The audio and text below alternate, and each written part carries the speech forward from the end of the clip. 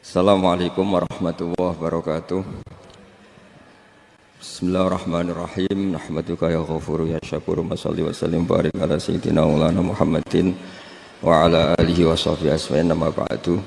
Dulu ketika Rasulullah sallallahu alaihi wasallam sugeng niku nak wonten tiyang kepengin belajar salat niku Nabi namung dawuh ya wis kon nginep ning nggonku 3 dina. Terus nginep 3 hari itu setelah nginep dijak jamaah terus sama Rasulullah sallallahu alaihi wasallam. Sausé jamaah 3 dinten Nabi namung ngendikan ngeten, ya wis salat wis ngene iku sallu kama raaitumuni usolli. Kamu salat sebagaimana kamu melihat saya salat. Kemudian itu tentu melahirkan satu problem. Problemnya adalah tidak semua yang dilakukan Nabi itu berstatus wajib, berstatus sunat atau berstatus mubah.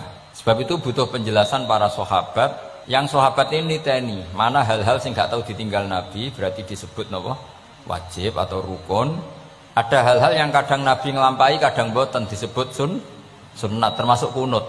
Dulu kunut itu ya Nabi pernah melakukan, terus NU nganggep wajib. Maksudnya nganggep wajib itu nak ora kunut kok dijeng. Sing ora kunut ya koyo nganggep kunut itu kriminal.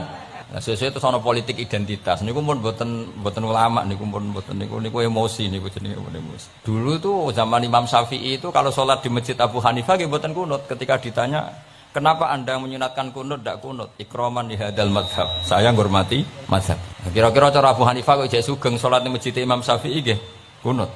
Nah, itu dulu nggak ada problem karena Nabi qanata ahyanan wa taraka ahyanan. Kadang Nabi nglampahi, kadang Nabi napa? Boten. Sehingga itu tidak ada masalah. Ini penting ya. Terus aturan yang pernah dilakukan Nabi itu potensinya wajib atau syarat sah atau potensinya Nabi melakukan itu hanya afdoliyah. Sebab itu Sayyid Muhammad Al-Alawi ngendikan orang Indonesia nih kalau romyu kan qoblas zawal ya. Kalau romyul jimar itu kan qoblas zawal. Padahal di hadis-hadis sahih Nabi kalau romyu ba'das zawal. Tapi kita tahu orang sekaliber Sayyid Muhammad mengesahkan romyul jamroh tanggal 11 itu qoblas zawal. Karena memaknai yang dilakukan Rasulullah SAW itu libayanil afdol untuk menerangkan status utama, tapi tidak syarat sah. Karena kalau itu syarat sah seluruh dunia di titik yang sama di jam yang sama, akhirnya pernah terjadi tragedi napa Mina. Oh ngoten nggih, kakean di demo niki. Kula pun krasa nek banyak demo niki. Enaknya jadi pendengar ngoten, karek komplain mawon. Panitiane sing nata mik mulai sore, tapi mau dikomplain. Mulane wong ora barokah niku perkara niku. Ora melok nata, melok napa? Komplain. Wis niku khas Indonesia niku. Sangat Indonesia. Wong ora alim nggih ngoten, ana wong alim bener iku biasa, adone wong alim bener. Tapi nek salah dikomplain. Tapi nek kula salah insyaallah ora ngarah fatal iki baru kayak Habib Ali. Nggo pantes-pantesan nak menungso ngoten mawon insyaallah mboten ngarah fatal. Ngarah sarah blas mbok nyaingi Kanjeng Nabi mboten mungkin. Tapi aja salah sing fatal, iku mari innalillahi wa inna ilaihi rajiun. Kula terangaken nggih. Ini sekaligus ngaji usul fikih. Kalau semua yang dilakukan Nabi itu menjadi syarat sah, maka enggak akan pernah sah romyu qoblas zawal. Tapi sekaliber Sayyid Muhammad, ulama seluruh dunia itu ya biasa romyu qoblas zawal.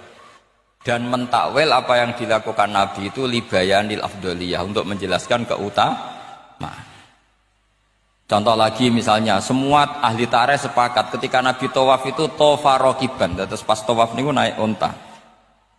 Kalau yang seperti ini tuh libayanil jawas untuk menjelaskan kalau tawaf naik itu sah. Dan sampean terus darani syarat saya tawaf kudu naik. Ka'bah kredit. Terus nganggo balapan Vespa, paham ya? Nanti koyok teletabis niku cek tuwa. Mergo oleh numpak terus sing cek nom-nom numpak apa iku skuter. Ini bukti bahwa tidak semua yang dilakukan ulama yang tahu. Ya itu ulama yang tahu. Nah, di antara ulama itu tentu Imam Nawawi. Yang hampir semua alawiyin, semua ulama pakai kitab Minhajut Thalibin. Terus niki penting kula aturaken kersane aja sithik-sithik muni sunah Rasul. Sunah Rasul sing piye? Sunnah itu maknanya perilaku atau tidak lampah. Lah tidak lampah Nabi ku kadang wajib, kadang sunat, kadang yang repot kadang khosois. Misalnya Nabi nikah songo, ora oleh sampean niru Nabi. Wah, yang repot. Bojo sitok ibu Melayu malah aneh-aneh. Terus sunai Nabi ku nak sholat tahajud itu nganti sikile abo, ya sakit Habib Ali ya enak wae gitu. Wong putune wae kira-kira ora kuat meneh kula tambah ora kuat. Ya pokoke ben Nabi sing bangsa abot-abot ku ben Nabi. Mergo termasuk khususnya Nabi niku diwajibno pangeran tahajud. Jadi tahajud sing sunat kanggo umate kanggo Nabi niku wajib. Jadi khususnya ora fasilitas tok, nyuwang samu khususnya fasilitas tok. Kadang khususnya niku sing ora wajib kanggo umate, kanggo Kanjeng Nabi wajib. Termasuk Nabi ini wajib napa? Tahajud.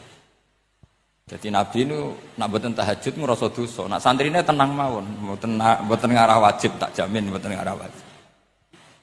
Paham ya? Terus nah setelah shollu kama ra'aitumuni usolli ada penjelasan. Misalnya Nabi berdiri, itu hukumnya kayak apa? Ini wajib. Nabi baca Fatihah wajib. Kalau baca suratnya, kadang baca, kadang tidak, berarti tidak wajib. Begitu seterusnya, itu cara analisis ulama.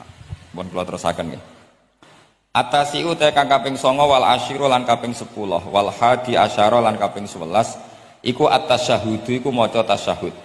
Kene iku kalimat asyhadu alla ilaha illallah wa anna muhammadar rasulullah. Wa qu'uduhu lan lungguh tasyahud. Ya dados tasyahud, lungguh tasyahud wa sholatu lan maca sholawat ala nabi sallallahu alaihi wasallam.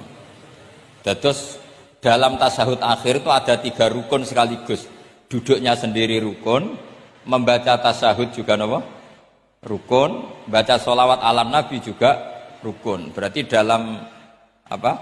Duduk itu ada sekaligus 3 rukun. Itu duduknya sendiri, itu juga berstatus rukun, membaca tasyahudnya juga berstatus rukun, baca sholawatnya juga berstatus.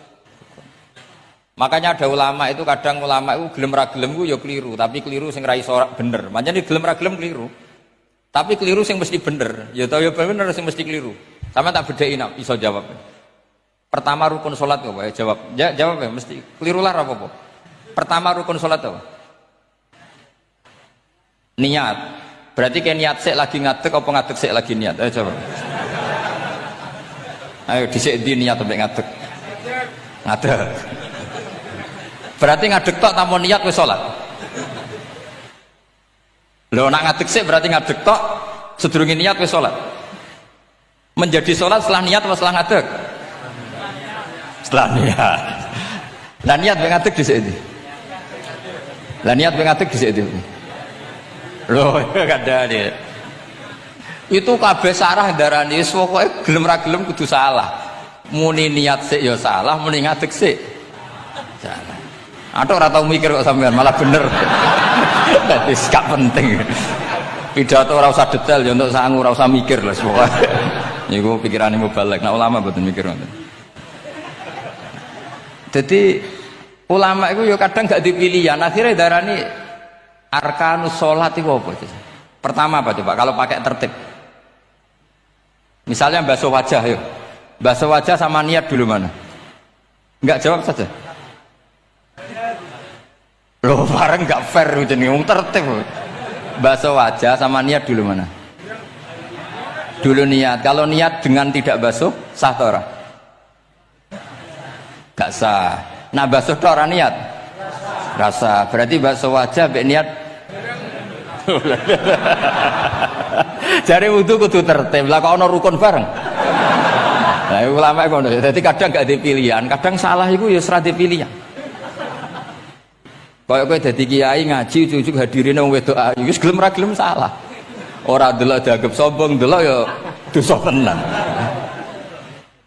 Karena sing imane kuat gak apa-apa nek kowe masalah yakin masalah. Lha wis ra pilihan. Dadi hidup tuh banyak yang gak punya pilihan. Kula mulang teng mriki ngrasa dosa. Mosok mulang dalamna napa? Anfusan. Kita tidak punya pilihan. Kula berkali-kali ngisi pengajian di depan para ulama. Orang nurut iku ya dosa, diutus ulama. Nurut iku ya kaya rapati sopan ngarepe kiai mulang. Nak sampean semulang karuan dosa wong ora iso kok mulang malah. Hukume jelas. Dadi napa hukume jelas. Cedok. Dari malah karuan, malah penak. Sampean penak, hukumnya jelas.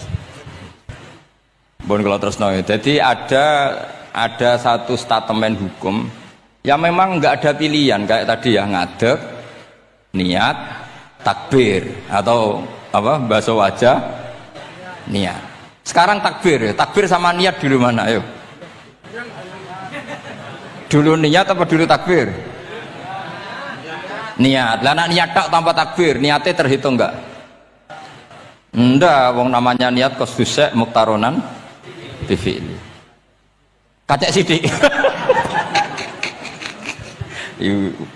Umat kok dia ini gak jelas ya. Jadi dawuh para ulama teng sara-sara itu ilmu itu kadang nggak bisa dijelaskan karena tadi yang namanya niat itu harus kerentek berbarengan melakukan. Pertanyaannya lalu dengan niat dengan yang dilakukan itu dulu mana?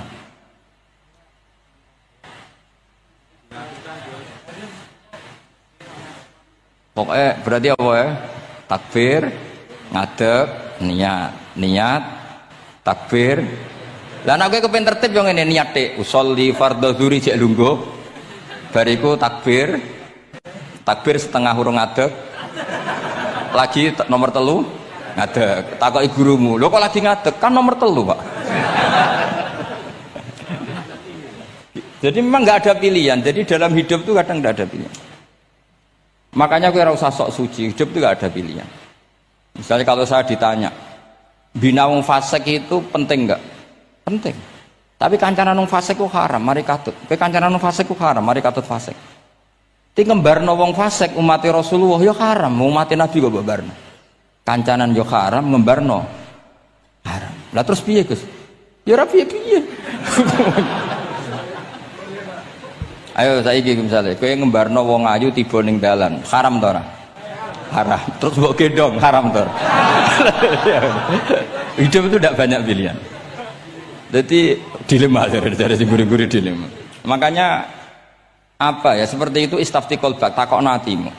Motive nulung iku nulung apa sahabat? Ya sudah seperti nggak ada pilihan. Motivem kancanan wong fasik iku mergo enak kancanan wong fasik. Delok dangdut pantes apa pantes. Apa motifmu didik? Ayo rata-rata kowe kancanan wong fasik motifmu didik apa enak kancanan wong fasik? Enak. Haram berarti. Ya seperti itu. Memang banyak sesuatu yang apa?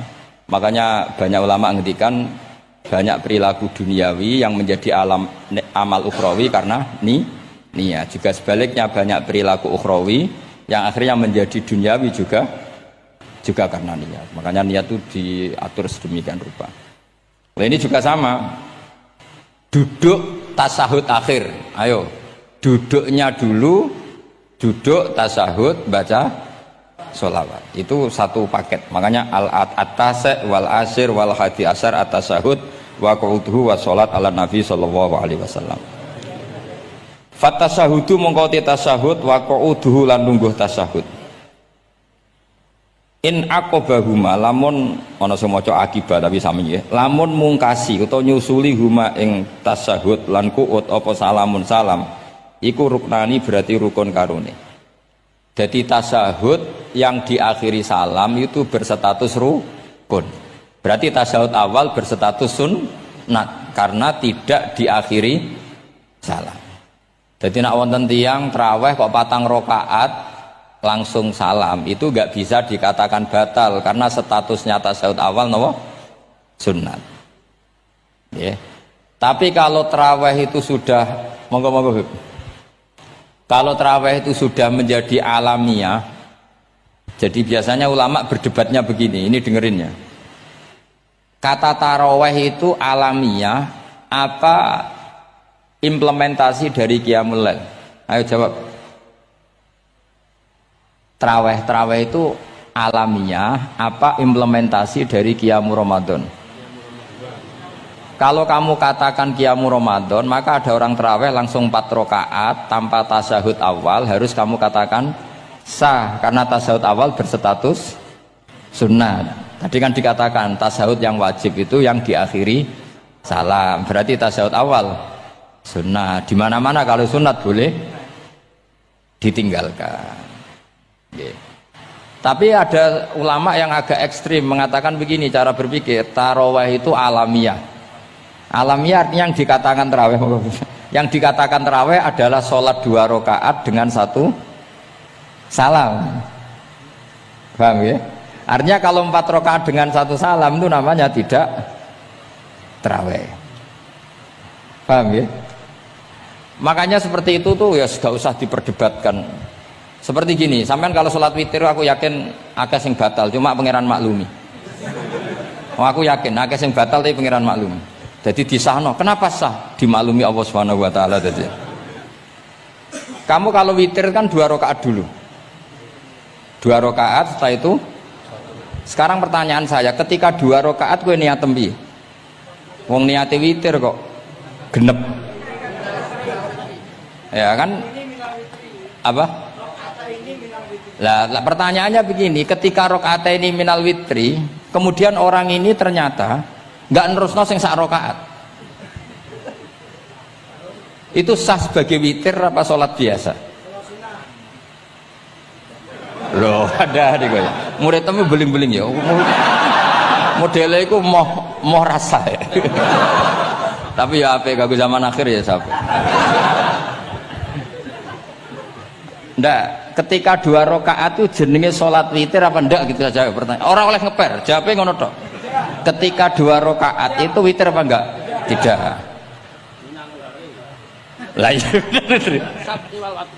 Lah ya ikut paket witir. Berarti niatnya sampean gini, ya Allah saya sholat 2 rakaat, ini paket witir loh Gusti. Makanya shollu sunnatan rakaat ini minal witri. Jadi seperti itu kan bingung kita. Nah sekarang begini, ndak ini latihan fikih karena saya pengajar fikih. Kalau ada orang sholat, ya saya ulang lagi ya. Ada orang misalnya begini, ada orang sholat, terus sarungnya itu pas sampai dengkul, sampai lutut. Kalau dia rukuk pasti jengking pupune ketok. Iku batale ngenteni wis rukuk apa mulai pertama batal? Enggak, jawab saja. Apa? Ketika rukuk apa mulai berdiri sudah batal?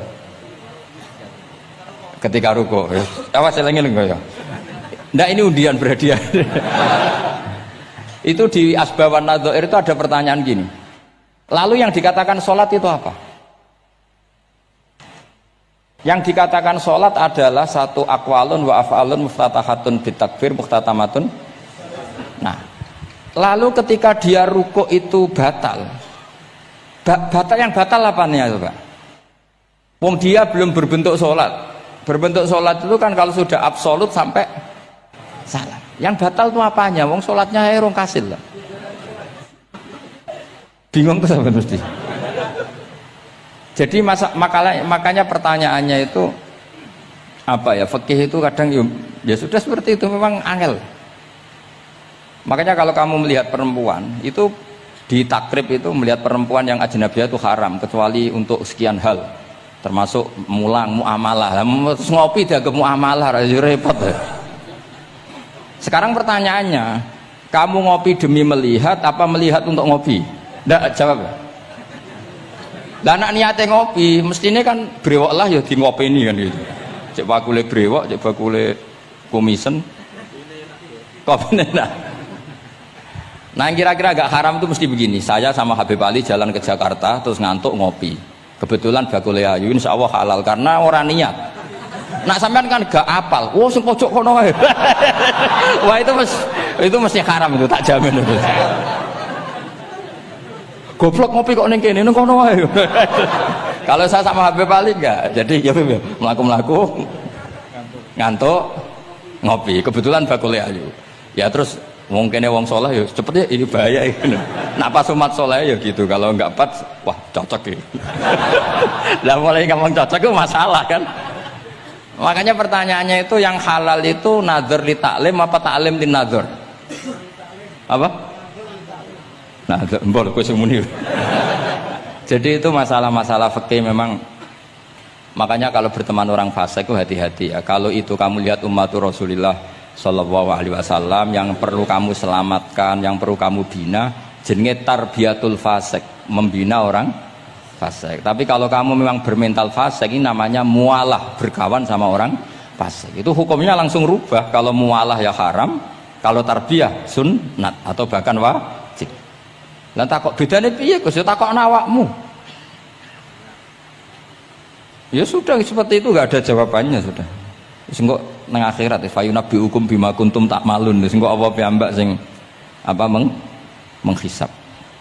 Mohon kula terusno ya. Wa illa fasunnatani, wa illam yaqibhuma salamun fasunnatani. Terus ini aturan pokok fikih sebenarnya wa kaifa qa'ada jaza. Sebetulnya aturan duduk itu enggak ada. Kamu duduk gaya apa saja itu sah. Wa kaifa qa'ada lan hale kaya apa lungguh sapa wong jaza mengko wenang apa ikilah qu'ud. Terus tenggene lungguh teng napa? Tasawuf akhir misalnya kue silo ya sah, gaya lungguh apa sah? Meskipun ya rada kurang ajar, mau sholat arang-arang wae kok. Tapi secara hukum sah. Jadi misalnya wonten wong desa terus kadang tasawuf akhiru sikile rada mlekang, kadang wis pokoke wa kaifa ada jasa. Jadi pentingnya ngaji ngeten iki paling gak nglahirno husnudzon bahwa aturan duduk itu gak ada. Misalnya aja mentang-mentang sampean khusuk lungguhe bener terus nek ana lungguh untuk metintang sikik, wah iki gak sah. Gak tau ngaji. Kowe sing ora tau ngaji maca wa kaifa ada jaza. Aneh-aneh. Kowe sing ora tau ngaji wa kaifa ada jaza. Enak ora tau ngaji malah nuduh. Iso wae sing lungguhe ora bener ku wali malah lara wae. Meskipun agak-agak ya ora. Ono wali kok lungguhe ngono. Tapi nek misale wali tenan kualat sampean. Wa kaifa ada jaza. Terus hukum itu penting. Sehingga kalau sampean haji tenggene Mekah niku salat itu umum macam-macam. Kula sing nganti saiki iskal tapi wis ora iso protes niku lho, Beb. Wong kuat ngadeg nggawa kursi, nak salat kok lungguh. Nak teng Indonesia wong salat lungguh rak ngentosi bener-bener lemah. Ning Arab gak kuat nggawa kursi, salate lungguh. Engko nak ngarep iku sofa kosong, kursine digawa. Ya lungguh meneh. Batinku lho nggawa kursi ngalor idul kuat kok salate. Nak teng Jawa iku anggere ngape mati cek salat ngadeg. Kursi nenteng. Jadi ya kalau mboten ngerti nih. Ada lagi yang orang Arab, mungkin Arab Bedui. Itu kalau ada yang nelpon, itu teleponnya dijupuk. Jawab soli. Kalau aku dong ditakoki, Gus iku madzhab apa? Aduh, mbak yo ketoke madzhab goblok. Apa disalahno iku wong Arab? Wong Arab. Ora disalahno iku. Akhirnya debat. Soli ku pirang huruf? Ya telu nak cara nahwu nggih. Shot lame sitok kan tasdid berarti telu. Telu wis batal loro. Batal. Pas ya. Yo kok pas. Seru repot. Serepot-repot. Sementing sampean ngerti gitu. Terus salat iku wa kaifa ada jasa. Terus ngerti ngaten iki niati ben husnudzon mbek umat Rasulullah sallallahu alaihi wasallam. Nah sampean gak ngerti ilmu iku gampang suudzon. Lungguh kok ngono ning dinggon salat tasawuf akhir lungguhe yo ngene. Lah lungguh yang dilakukan Rasulullah itu bayangan ideal, standar ideal tasawuf akhir duduke ya kaya Rasulullah sing ditirakno para ulama sampai guru-guru kita. Tapi ku tetep standar afdhaliyah, standar utama. Tapi sakjane wa kaifa ada jaza. Jadi penting. Sanggep ae ben maring husnudzon. Di misalnya orang tasawuf akhir kok ambek swilo ngono wis. Anggap ojo tuh, aliran nih, ojo ngono sih. Iki bar ngaji Minhajut Thalibin lagi seneng-senengnya praktek ngono. Terus umumnya tiang digeblek, lo nanti rawang gondut, noto wetenge kan gak iso. Jadi lugu si kira no bujur. Lah mereka jajal praktekno, guling kan. Nah, niku takbire ya wa kaifa ada. Tapi Pak Ngangan ya ora sopan, wong sowan pangeran kok ngono terus piye? Lah ya Pak, ini baru kayak ngaji gitu. Terus wong niku ben gampang husnudzon ambek umat Rasulullah sallallahu alaihi wasallam. Mergi kita tuh gak mungkin bayangno donya ideal itu ora mungkin. Kok jenengan roh tiyang tawaf ngono semua macam-macam. Coba misalnya mboten enten pendapat Imam Malik sing darani batale wudu nyuwun sewu lamsu maknane jima. Madzhabe Abdul bin Abbas. Lah sampean tawaf ya mesti rasah, mesti kedemek wong wedok. Kedemeke wong ayu-ayu, kadang kowe ya gelem tenan. Lha itu satu-satunya solusi ke kita intikal napa? Mazhab. Oh, tetep ra iso ra kedemek. Wis aku ora ganteng lah tetep kedemek. Niat khusyuk gitu tetep kedemek. Apa meneh awale wis rapati khusyuk. Lho kula wis wong khusyuke kedemek. Kula nate tawaf pas haji, kula haji tahun 2012 atau 13. Bar tawaf beb niku tok sak iku entuk bojone wong ya. Dadi ndekne nyangka aku bojone dicekeli pundakku. Wong kan wong tawaf wong lanang kan ngomong kan dari belakang kan sama semua. Bareng terakhir didelok, lho jebule ora. Piye gitu. Lah aku yo ora krasa lagi usul pangeran coba. Aku udah bayangno kok sampeyan terus krasa mboten. Wah ngenyek wong niku ngenyek wong. Mboten kula pas niku intenan eling pangeran tenan gak krasa ono sing nyekel. Pas niku lho bos sak teruse ra pokoke pas niku mergo iku beb tawaf kula niku setengah 3 esuk. Ya sak fase-faseke wong nak yamono wae eling pangeran to beb dadi pas khusuk-khusuk. Nganti ana wong nyekel iku gak krasa. Bareng bar tawaf lho jebule wong wedok bojone wong. Wah matane wong. Mulane Quran nak ngelingno kita iku napa? Faman farada fihinnal hajja fala rafasa wala fusuqa wala jidala fil hajj. Jadi potensi fase ku malah pas haji. Fil haji fi ku ing dalem. Lah kok mboten sebuti teng Arab niku wong nak mboten haji iku wajahe ditutup nganggo cadar. Tapi nak pas ihram malah wajah wajib dibuka. Iku wis mari uji nyali tok. Kalau nate dikonco khusuk tenan nggih, khusuk alim. Niku nate di kesempatan ngambung Hajar Aswad. Pas sampe ngambung, pas entuk detik ngambung, pas ana wong Turki wayu pas ngambung. Niku cerita teng kula, cara tak terusno, Gus. Iku ora kena Hajar Aswad. Kena pipine cah wedok niku. Lho pangeran niku kok iso detiknya sama, Bu. Pas sampe ngambung, pas posisi Turki yo, wayu Gus. Lha iku wong alim eling anjune, ora eling Hajar Aswad. Rezeki wae. Mulane Hajar Aswad itu ngenes, mulane jare Hajar Aswad aku iku dhisik putih. Gara-gara dosane Bani Adam dadi ireng. Mulane kata yang haji nangis kan termasuk niku, nyesal deh. Jebule wong sing rayu bojone tok wong nundune wayu kabeh. Sing bagian niku maksudnya. Dadi nyen repot. Pangeran niku nguji ngoten faman farada fihinnal hajja fala rafatha wala fusuqa wala jidala fil hajj. Bener nak salat. Sak fasek-faseke wong pas salat iku mesti warung lanang-lanang. Salate ning masjid ngarepe wong lanang, pinggire wong lanang. Haji mboten. Masjid Haram, masjid paling suci sak donya, tapi iku uji nyali tenan. Kula de kanca haji Beb tiyang Magelang khusuke sak pol. Selawase ra tau salat jejer cah wedok. Niku salat jejer cah wedok sing disuci cah wedok. Nangis betul. Lah kula rapati khusyuk ya ora nangis biasa wae. Nangis. Lho sampean nek musim haji Beb kan kredit. Dadi kanan kirine wedok ning ngarepe wedok. Dekne sujud gelem ra gelem kudu ning bokonge cah wedok. Sing ning cerita-cerita kitab lho, nak haji hujud iku ning bokong. Lha iku tebakan bokonge wedok. Nangis. Gus kula niku tiyang Magelang, sak urip-urip kula ora tau jejer wong wedok. Wong khusyuk.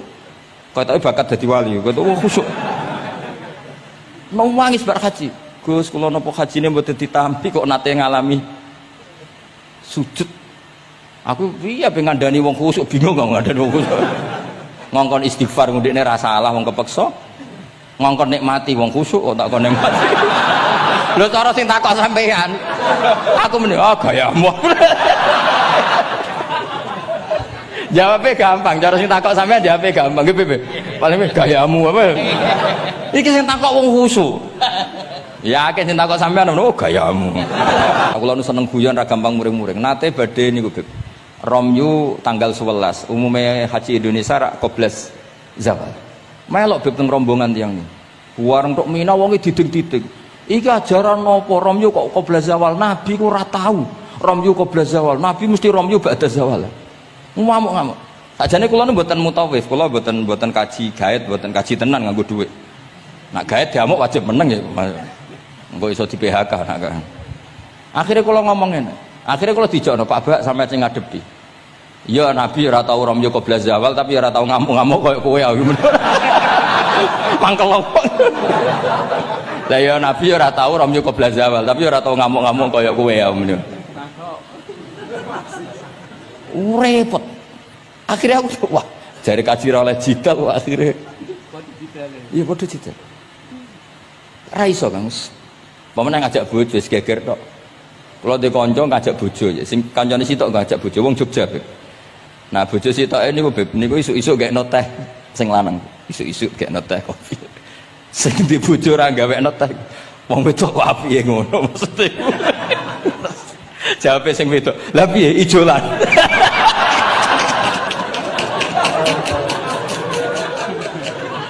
Dadi wong lanang kok kadang spontan kan yo kacau. Cah wedok ku cek apike mbek bojone. Piye Mas, ijolan maksudnya. Wis pancen jare amit-amit pas kaji. Ayo sapa sing kaji ora jidal lho ben ora raine. Sing ngene-ngene iki lho. Wong aja ulama aja Habib iku wis gak mlebu kias sing umum-umum ngono. Wes angel. Ono catering terlambat, wah ada saja yang bikin apa? Emosi. Kalau kaji tak rilek-rilek. Tapi ya sono. Ngono pidato ning Mina ono macam-macam. Ribet.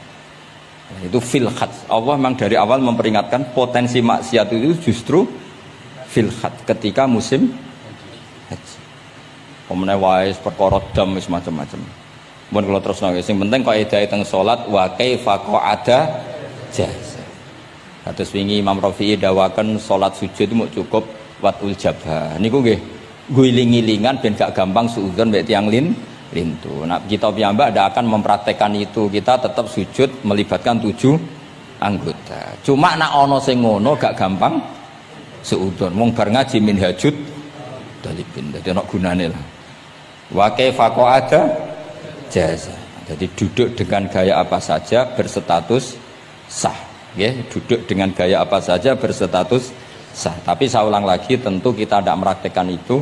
Kita duduk tasahud awal gederekno para guru, tasahud sani gederekno para guru. Cuma status hukum wa kaifa qa'ada jaza, dengan duduk gaya apa saja sah.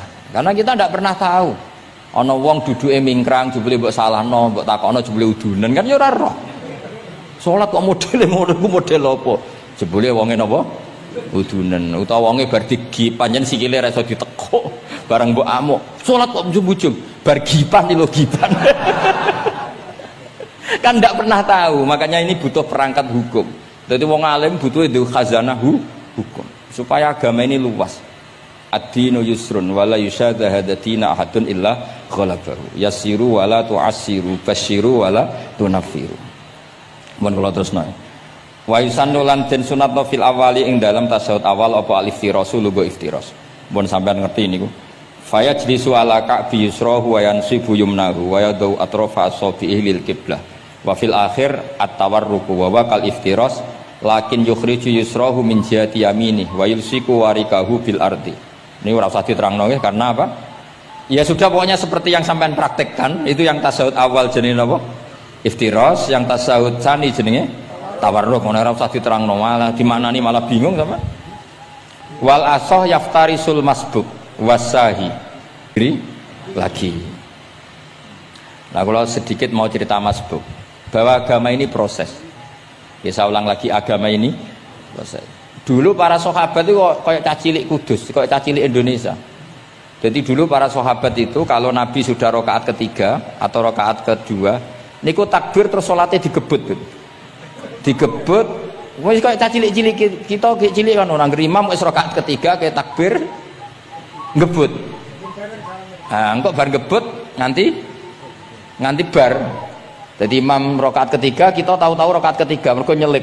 Engkau imamnya salam ya melok salam. Itu kecerdasan itu tuh pinter. Dulu zaman sahabat ya gitu, agar Nabi rakaat ketiga sahabat datang takbir ngebut sampai rakaatnya sama dengan Nabi, Nabi salam terus ikut. Nah ditakoki Nabi wis pirang rakaat nggih? 4 rakaat. Lah oke karo kok 4 rakaat nggih ngebut Nabi. Itu dulu gitu.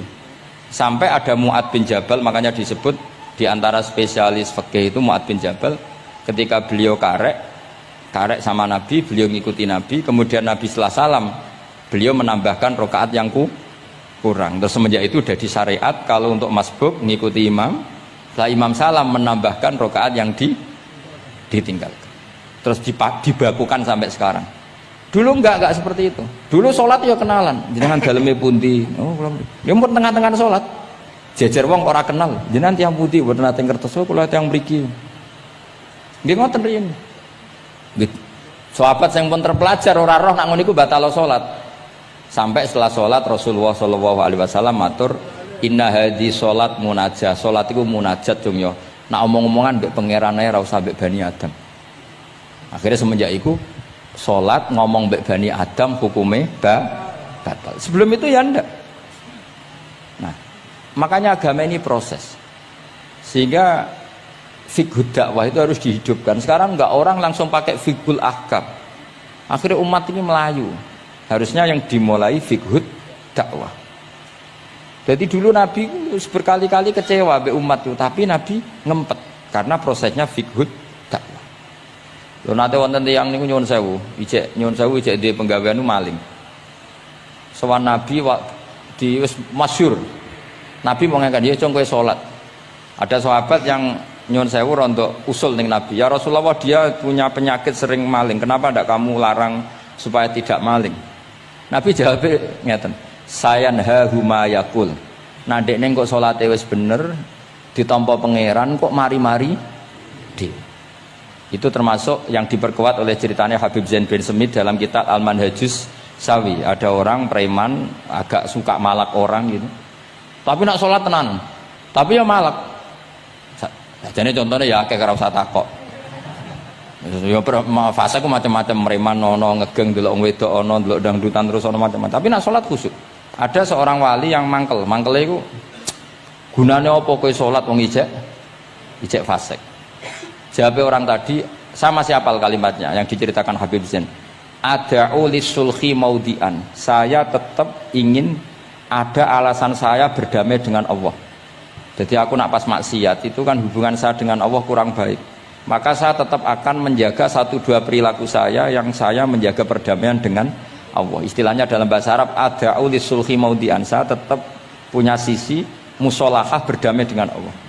Sehingga suatu saat mungkin Allah pas ridho, sholatnya dia makbulah, kemudian dia jadi wali.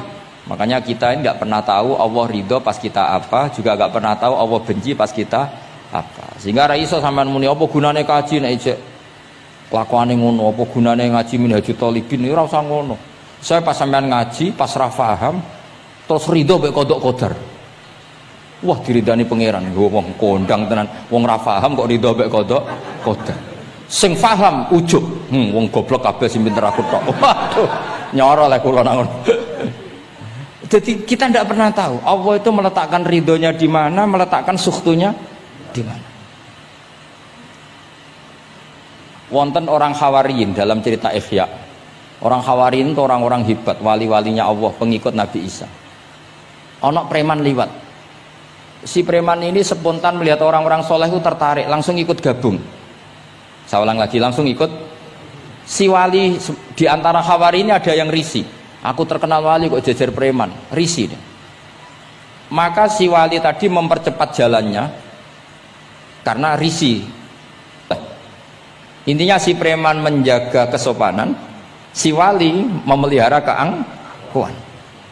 Jadi si preman dari awal dia sudah merendekkan jalannya karena nggak ingin sejajar. Si walinya tambah banter karena ingin nggak jejer.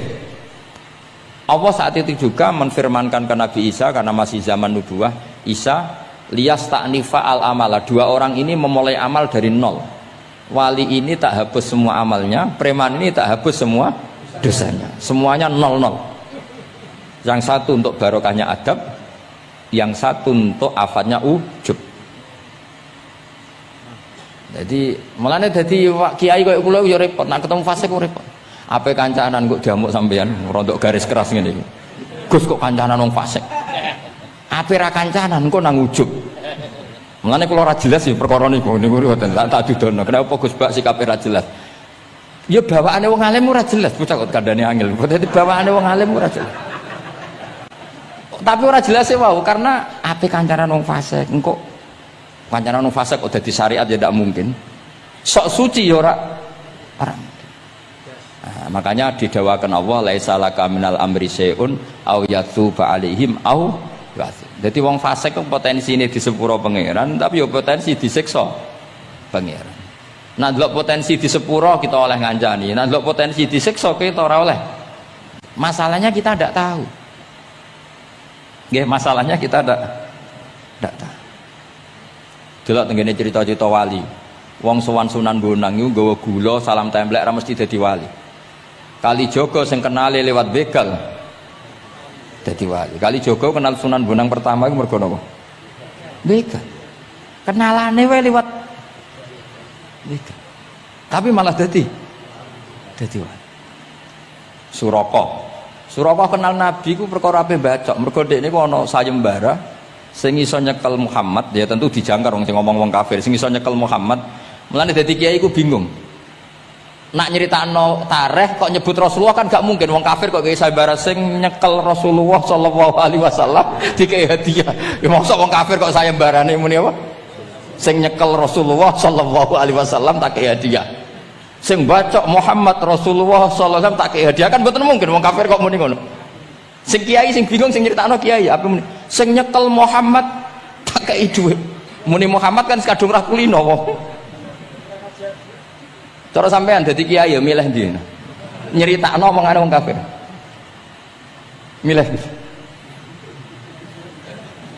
Mulane kula kadang kiai ora di pilihan bahasa. Mergo mulane Imam Suyuti sopan-sopane wong, tapi namune Iqra ya Muhammad. Mergo iku satu-satunya kesempatan jangkar Kanjeng Nabi. Kan sing dawuh Allah Iqra. Lah mesti Iqra ya Muhammad. Mergo Allah sing dawuh ning Kanjeng. Tapi nak kita ning Kanjeng Nabi kan gak mungkin muni ya Muhammad. Sekamane ana sayembara, sapa sing iso nyekel Muhammad tak kei unta 100. Suraqah tertarik ikut. Tapi barokah iku, barokah kesalahan itu malah roh mukjizat Rasulullah sallallahu alaihi wasallam. Ketika ape baca napa? Ambles, sampai ping 3. Iki awale salah niate yo salah, tapi pangeran ngersakno untuk hidayah. Barokah salah iku roh mukjizat Rasulullah sallallahu alaihi wasallam. Ya ora roh donya iku ora roh. Ana wong saleh sak labah, amen jamaah sampai diarani hamamatul masjid. Tapi ceritanya seperti itu akhirnya. Semalane donga ya muqallibal qulub tsabbit qalbi ala dini. Kita tidak pernah tahu.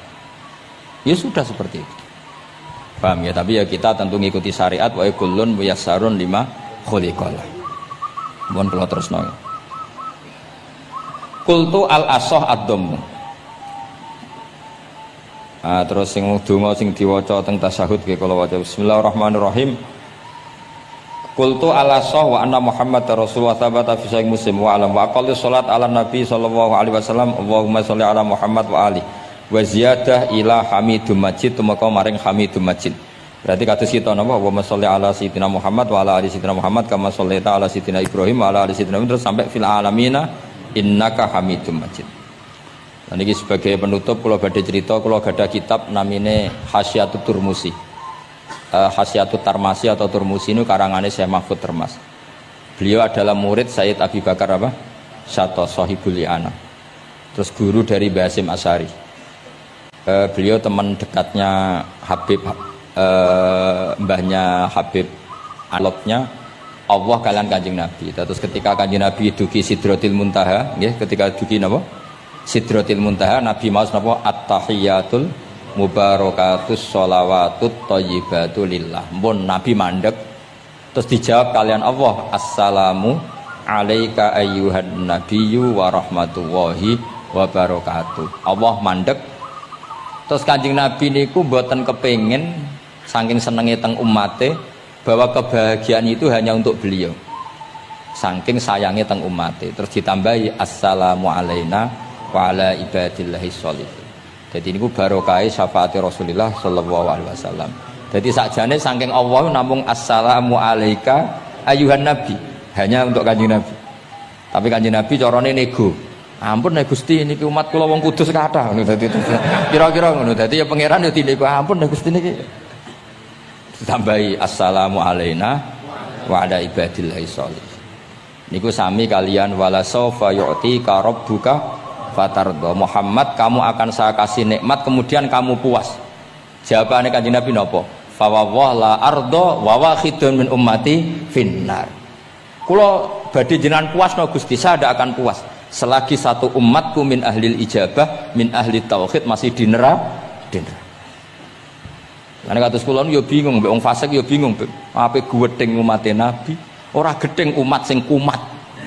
Ora tau waras. Yo bingung tenan ngadepi wong fasik ku, gedeng piye-piye iku umat Kanjeng Nabi. Ora gedeng sing ngerusak tatanan yo wong iku. Sampeyan milih gedeng apa milih seneng? Nah sampean jelas kan akeh sing akrab. Sing bingung kok wong saleh ku bingung. Lho nek wong saleh kan penak kan cara fasik santai wae pancen bagian dari itu. Bingung saleh. Ulama ra bingung ya rapati ulama. Mergo jajal sampean misalnya ngadepi wong fasik bingung. Ora mbok bina engko ya disalahno pangeran. Mbok bina kadang yo kakuwati wong uteke sira.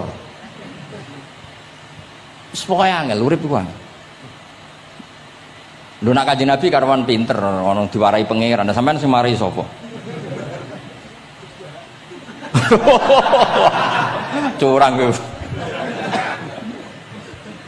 Tapi yang penting dari itu kita tahu bahwa hubungan wong fasik mbek wong soleh atau wong soleh mbek wong fasik, sing jelas dalam adatul Rasulillah itu tidak hubungan kebencian. Itu yang sampean harus catat, tidak hubungan kebencian. Wong Nabi sering donga Allahumma hdi qaumi fa innahum la ya'lamun. Bahkan Nabi nate ngendikan syafaati li ahlil kabair min ummati. Sakniki mboten soleh sithik ambek wong fasik ku gedhe ora karo. Kok ambek wong fasik, ambek sing wong tahlil lho gedhe. Mergo beda mazhab. Ambek wong sing beda pendapat iki gedhe. Ini ku mboten enten sanate, hubungannya ndak boleh seperti itu. Hubungan bainana wa bainal mukminin adalah at-tawaddud, saling mencintai. Itu soal mangkel ya bawaan manusa lah. Jenenge bar dipisah iku ya mangkel. Duit dikemplang ya mangkel. Itu wajar lah mangkel sekadarnya. Tapi kita tetap menaruh empati bahwa sosial seperti ini tidak terus-menerus. Bisa saja suatu saat dia soleh sekali, dia menyaur semua uang yang dia bawa, bahkan melipatkan, tapi bukan karena riba, melipatkan kesalahannya menjadi kelipatan kebaikan. Lo kata lo, tiang niku fasik, ketika soleh ku kesolehannya terus over, mergo ngodoi fasik. Sampai kiai ku ya bingung tuh, nak didolani wong mualaf ya. Mergo dekne Islam anyaran ya, terus salat ku qobliyah ba'diyah, tahajud duha. Sampai kiai niku isen mergo wis suwi ra duha ra tahajud. Kiai ana wong fasik tobat ra isen bebe, rata-rata bebe. Isen mboten. Isen biasanya ibadahnya lebih. Ya, jadi kiai kan saking suwine ibadah. Kok kula kan mulai cilik Gus, wis biasa salat iki. Ketemu wong lagi tobat. Qobliyah, ba'diyah, duha. Nak Jumatan mangkat jam 11. Gus, bingung kan? Kene main masbuk kan. Aduh. Mulane santri agar ono ibadah tenanan, oh wanyaran niku perkarane mangkel kalah napa? Saingan. Repot. Wis pancen yo repot, urip-urip. Angel ngadepi donya nu angel, wow. Tapi Rasulullah itu kayak apa? Hubungannya ngendikan Allahumma hdi qaumi fa innahum la ya'lamun. Ketika sama orang fasik malah Nabi ngendikan apa? Syafaati li ahlil kabair min ummat. Syafaatku iku iso nulungi wong umatku senajan to dosa gedhe. Ya tentu ora kok terus dadi syariat. Ngono dosa gedhe oleh ya pun ngoten. Kowe dosa gedhe sul khotimah taqabbalallahu minna minkum aneh-aneh.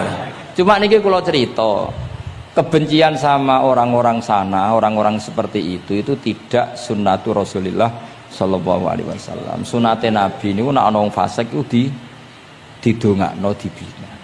Mergo piye-piye iku umate Kanjeng. Masyhur kan ada sahabat itu namanya Abdullah.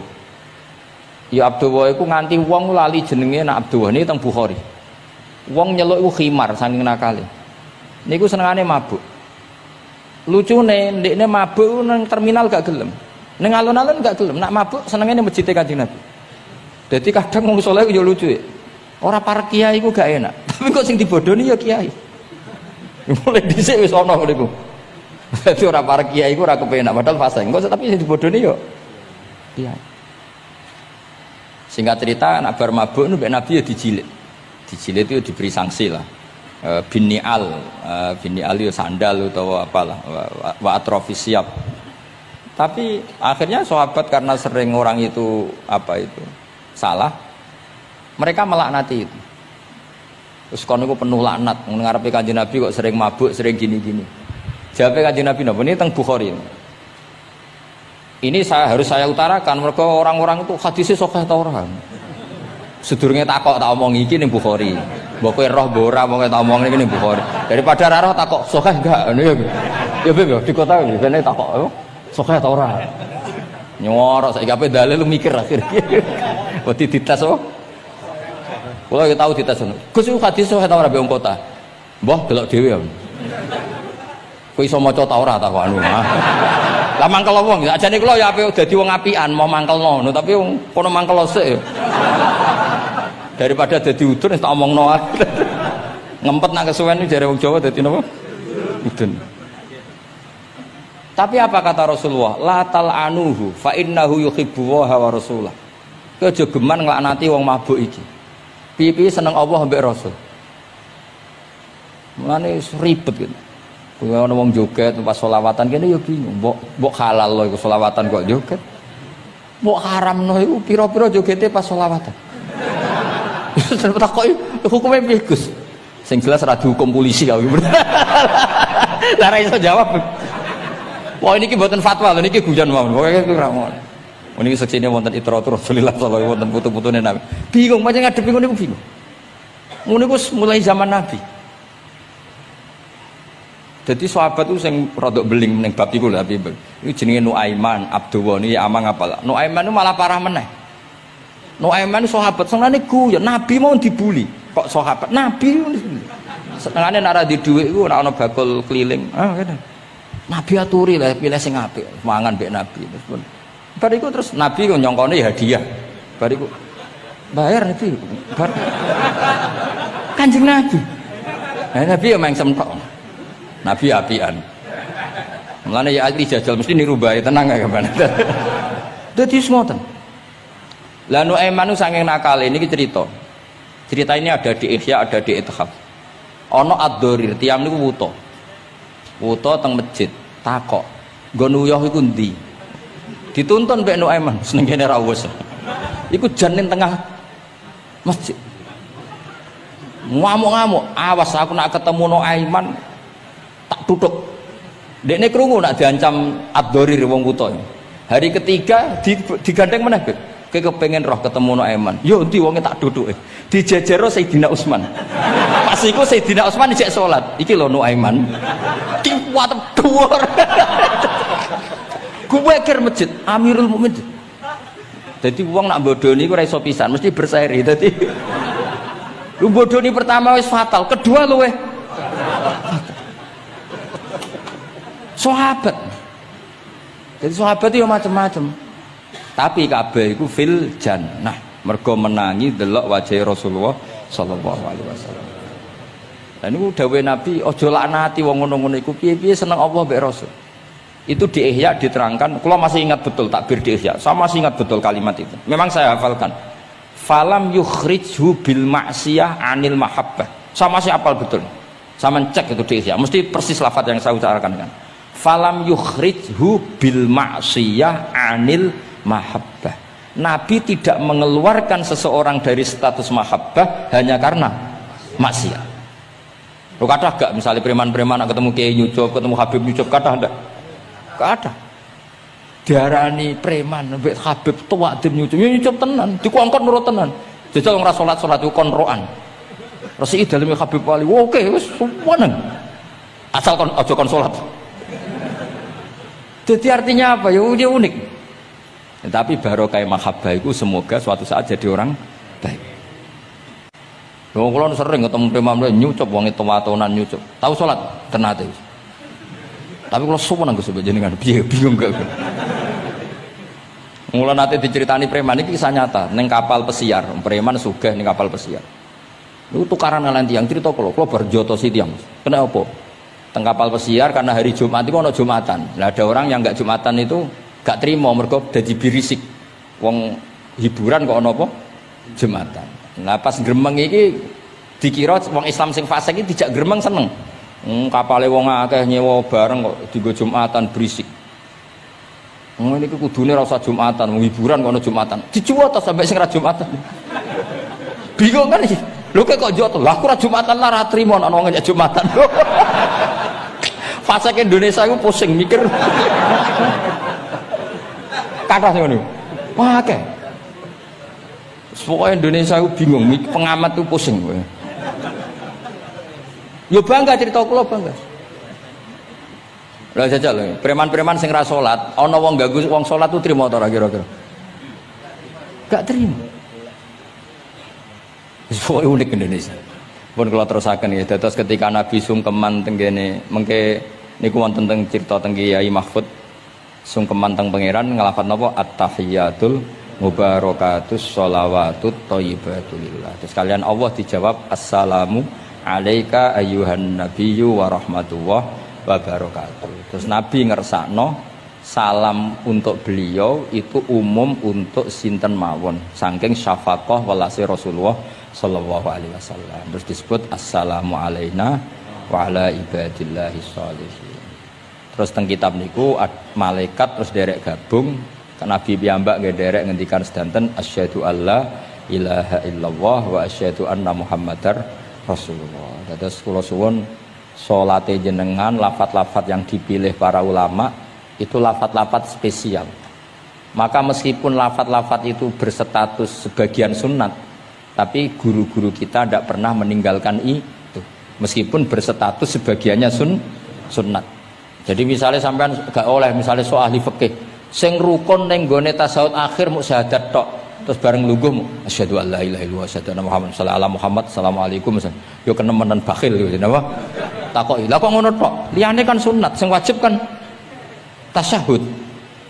Tidak usah seperti itu karena di lafaz-lafaz itu ada lazzatul ibadah, ada lazzatul khitab. Ada kenyamanan ibadah, ada kenyamanan apa? Khitab. Sehingga kita tetap napa? Niroaken napa sing dialami Rasulullah sallallahu alaihi wasallam teng sidratil apa? Muntaha. Tadi at-tahiyatul mubarakatus sholawatut thayyibatulillah. Terus Allah jawab napa? Assalamu alaika ayyuhan nabiyyu wa rahmatullahi wa barakatuh. Terus Nabi kepengen rahmati Allah niku amat teng sinten mawon. Nah, terus assalamu alaina wa ala ibadillahi sholihin. Mulane kata ulama sing termasuk kula niku melok partai niku. Wong Islam iku ndonga sak pase wae, sing penting saleh. Kok nak saleh kabeh wong sak donya ndongakno kuwe. Assalamu alaina. Saiki ora ndongane tenanan, saleh rapati tenanan. Sakjane sing penting saleh tenanan. Ndonga biasa wae, angger kowe saleh otomatis wong sak donya ndongakno kuwe. Mergo assalamu alaina wa ala ibadillahis sholihin. Dadi saleh se engko malaikat hamalatul arsy para nabi para wali ndongakno kowe. Kowe mlebu wong sholihin. Sholihin watake ora jenenge maksudnya. Saiki ora timbang soleh kangelan jenakno sholihin ae kok repot. Kesuwen soleh langsung kesuwen apa? Jenakno napa? Atus kula di kanca Temanggung, muangkel mergo dekne ragus. Nang pondok ora untuk dinyek, nang pondok Gus kan kastanya tinggi. Dekne ra tau diceluk Gus. Anake jenakno Agus tok. Ben diceluk Gus. Jadi orang usah tambahan, nak tak tambahi Gus kok diceluk tambahane iku dadi Agus. Ya akhirnya kabeh wong nyeluk Gus. Iku solusi terbaik cara niki kula tabarruk mbek kula waca nggih. Niki kitab Khasyatul Turmusi tentang Fadilatut Ta'lim. Nggih kula waos mawon mergi kitab niki duwete ulama-ulama Jawa kalian para Alawiyin teng Mekah riyen terus adat ulama saling menghormat mbek habaib itu mulai dulu. Jadi mulai dulu itu ya ada benturan antara habaib dengan apa? Ulama. Karena sanad saya misalnya itu mesti selang-seling semua sak dunya. Habib Abdul Al-Haddad kayak gitu ya punya guru ajam ya punya guru habaib. Rata-rata Alawiyin di Yaman gurunya Bafadl. Habib Abdul Qadir Segaf Kutub Jeddah punya guru Barojak. Ya biasa selang-seling kayak Mbah Mun punya guru Habib namanya Sayyid Alawi. Sayyid Alawi sebagian gurunya juga orang ajam. Ya itu biasa mulai dulu ya seperti itu nggak ada masalah. Mulai dulu itu ya sudah seperti itu nggak ada masalah saling apa menghormati. Kula waca ya. Niki halaman mun dirungokno mawon 702. Ruya an Ibnu Abbas radhiyallahu anhuma qala sami'tu Rasulullah sallallahu alaihi wasallam yaqul khairun nasi wa khairu may yamshi ala wajhil ardi al muallimun. Di sebaik-baik manusia dan sebaik orang yang berjalan di atas bumi adalah al muallimun, orang-orang pengajar. Fa innahum kullama khaluqad dinu jaddaduhu. Temen iki manane khaluqa niku wis napa? Ringsek napa cara kudus napa? Wis rada amah niku lho. Memet jaddadu, ketika agama sudah mulai agak masalah jaddaduhu, diperbarui. A'tuhum wala tastajiruhum. Kalau kamu sama orang alim enggak apa-apa ngasih hadiah, tapi jangan kamu sewa. Nah mbok sewa mbok atur dosa tuh, ngatur wong alim itu dosa. Cuma ngembarno ya dosa. Jadi pokoknya a'tuhum wala tastajiruhum. Fa innal muallima idza qala li sabi qul bismillahirrahmanirrahim faqalaha katabawahu baro'atan li sobi wa baro'atan lil muallim wa baro'atan li abawaihi minan nar. Karena seorang guru ketika mengajarkan kepada anak kecil lafadzkan bismillahirrahmanirrahim, kemudian anak kecil itu melafadzkan bismillah, maka pengajaran seperti ini membebaskan pengajarnya, anak kecil itu dan orang tuanya, semuanya dibebaskan Allah dari api neraka. Kenapa demikian? Karena tadi awal anak kecil tahu kalau hidup itu ada hubungannya dengan Al-Khaliq, dengan Allah adalah dengan ritual-ritual kecil kayak baca bismillah, bahwa di luar kekuatan kita ada kekuatan Al-Khaliq. Terus kalau terasakan waruya aidan anna ta'limas shighar yudfi'u ghadabal jabbar. Jadi mengajarkan anak-anak kecil itu yudfi'u ghadabal jabbar, bisa memadamkan murkanya Allah Subhanahu wa taala. Terus kalau suwun ikhtiar Habib Ali, ikhtiar sedanten habaib teng mriki kanca-kanca belajar iku mugi-mugi mlebet hadis niki nggih dados napa khairun nas wa khairu may yamshi ala wajhil ardi al muallim.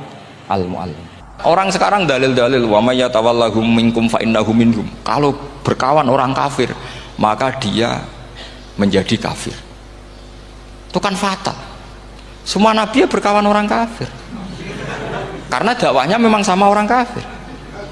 Lo coba, andai kan sampean hafal Quran, itu sama teori itu tuh mungkin menyedihkan. Coba istilahnya Quran, wazkur akho'at, wa ila adin akhom huda, wa ila samuda akhom. Terus semua umatnya yang kafir disebut akhom. Akho itu artinya apa? Saudara. Mereka ya berkawan sama orang kafir. Makanya butuh analisis fikih untuk maknani wa may yatawallahu minkum fa innahu. Setelah dianalisis fikih, ternyata semua nabi diistilahkan wa ila madyan akhahum syuaiba wa ila adin akhahum huda. Akho itu artinya apa? Saudara. Kalau sampean tanya, lalu logikanya gimana? Kata kitab-kitab kan pinak dakwai maling. Apik kan? Aku ora ngancani kok dakwai dandani, selesai kan? Ngancani maling elek, nak dakwai maling apik. Demenan berodo elek, nak didik apik, kan itu seperti itu. Nah, ini penting kalau aturaken. Dan di sini ini makanya NU itu punya sejarah panjang, banyak wali-wali yang jadab, yang coro zahir itu kancanan wong fasik-fasik. Orang syariat bingung, ini wali kok berteman orang fasik. Ya kalau kamu bahasakan teman ya masalah, kalau kamu bahasakan ini binaan. Tidak sama jawab saja. Kalau dibahasakan teman masalah nggak masalah kan? Tapi kalau dibahasakan itu binaan, selesai kan? Sama Nabi berkawan orang kafir itu tidak karena berkawan, itu binaan Nabi. Memang Nabi itu jadi Nabi, objeknya adalah mengislamkan orang kafir. Ya berlama-lama Nabi dialek dengan mereka, muasyarah sama mereka. Bahkan Nabi diharuskan bersikap baik sama mereka. Itu yang disebut fabima rahmatim minallahi lintalahum walau kunta fadzan ghalidhal qalbi lan faddu minhal. Tapi sekarang itu orang sudah tidak pakai ilmu. Orang-orang radikalisme itu nggak pakai usul fikih. Pokoknya kalau ada ayat terjemahnya gini ya sudah itu jadi madhab. Akhirnya kecelakaan seperti ini. Pokoknya kalau ada ayat faqtulul musyrikina haitsu wajadtumuhum wa khudhuhum wahsuruhum wa'udu lahum kullah marsad. Sudah hafalnya ayat itu saja. Dia tidak mau ngapalkan misalnya qatilul ladzina yuqatilunakum. Ada ayat lagi wa akhrijuhum yamin haitsu akhrajukum. Sehingga ulama kita membagi kafir itu ada harbi, kita musuhi, ada zimmi, ada muahad, ada musta'man. Itu ulama karena tahu tidak semua orang kafir itu harbi, tidak semuanya dhimmi, tidak semuanya mu'ahad, tidak semuanya musta'man. Kalau harbi oke, kita perang, kalau dhimmi ya kita bina. Kalau mu'ahad ya sesuai perjanjian kita, kompensasinya apa, MOU-nya kayak apa. Tapi apalnya mereka ayat satu tema. Nah celakanya kita yang ngaji di pondok-pondok yang katanya spesialis ingin alim tafsir, apalnya ya satu ayat juga. Wah itu kan satu ayat versus satu ayat, itu ngeri. Makanya kalau sampean tanya saya, ini katanya di acara ini sampean tanya gimana caranya jadi ahli tafsir, saya jawab gampang. Caranya itu hafal Quran, hafal hadis, terus hafal ulumul Quran. Ya misalnya Nadoman ya Faidul Khobir lah. Kalau kitab Nasar ya minimal itu setengah lanya itkon lah. Kalau nggak lanya-lanya amat ya agak lanya. Karena kitab tafsir itu gampang, teorinya itu mudah sekali. Misalnya al-ibratu bi umumil lafzi la bi khususis sabab. Itu sama dengan kayak kaidah fikih. Karena kalau kaidah fikih itu saya itu pernah dibisui kiai itu. Ini kisah nyata itu. Dibisui kiai itu pas basul masail. Dulu saya itu masih sering mau basul masail. Tani mun pensiun mun mboten niku mun. Dulu saya dengan Gus Zofur putrane Mbah Mun itu sering makili Pondok Anwar basul masail fikih. Tapi tidak tahu ceritanya Gus Zofur jadi dokter tafsir, saya juga kok ya tahu-tahu menekuni tafsir.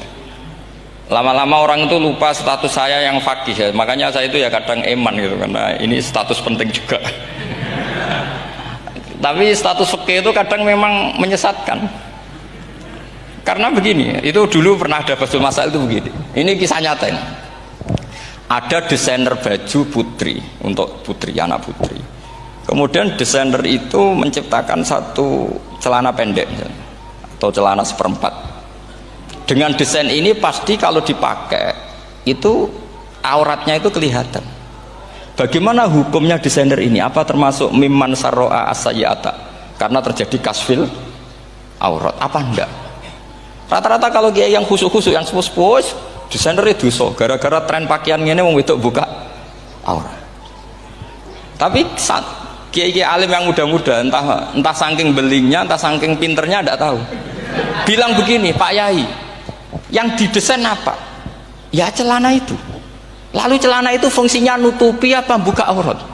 Ya nutupi. Lu kan lumayan urun nutupi. Kalau haram ya dicopot, lu kan malah parah itu. Bingung kayaknya. Sampai bilang gini kan, wah semanis. Itu kan makanya ini guyon ilmiah. Repotnya ngadepi orang alim muda itu kan mbok gedhingi ku ilmiah, mbok senengi fasik.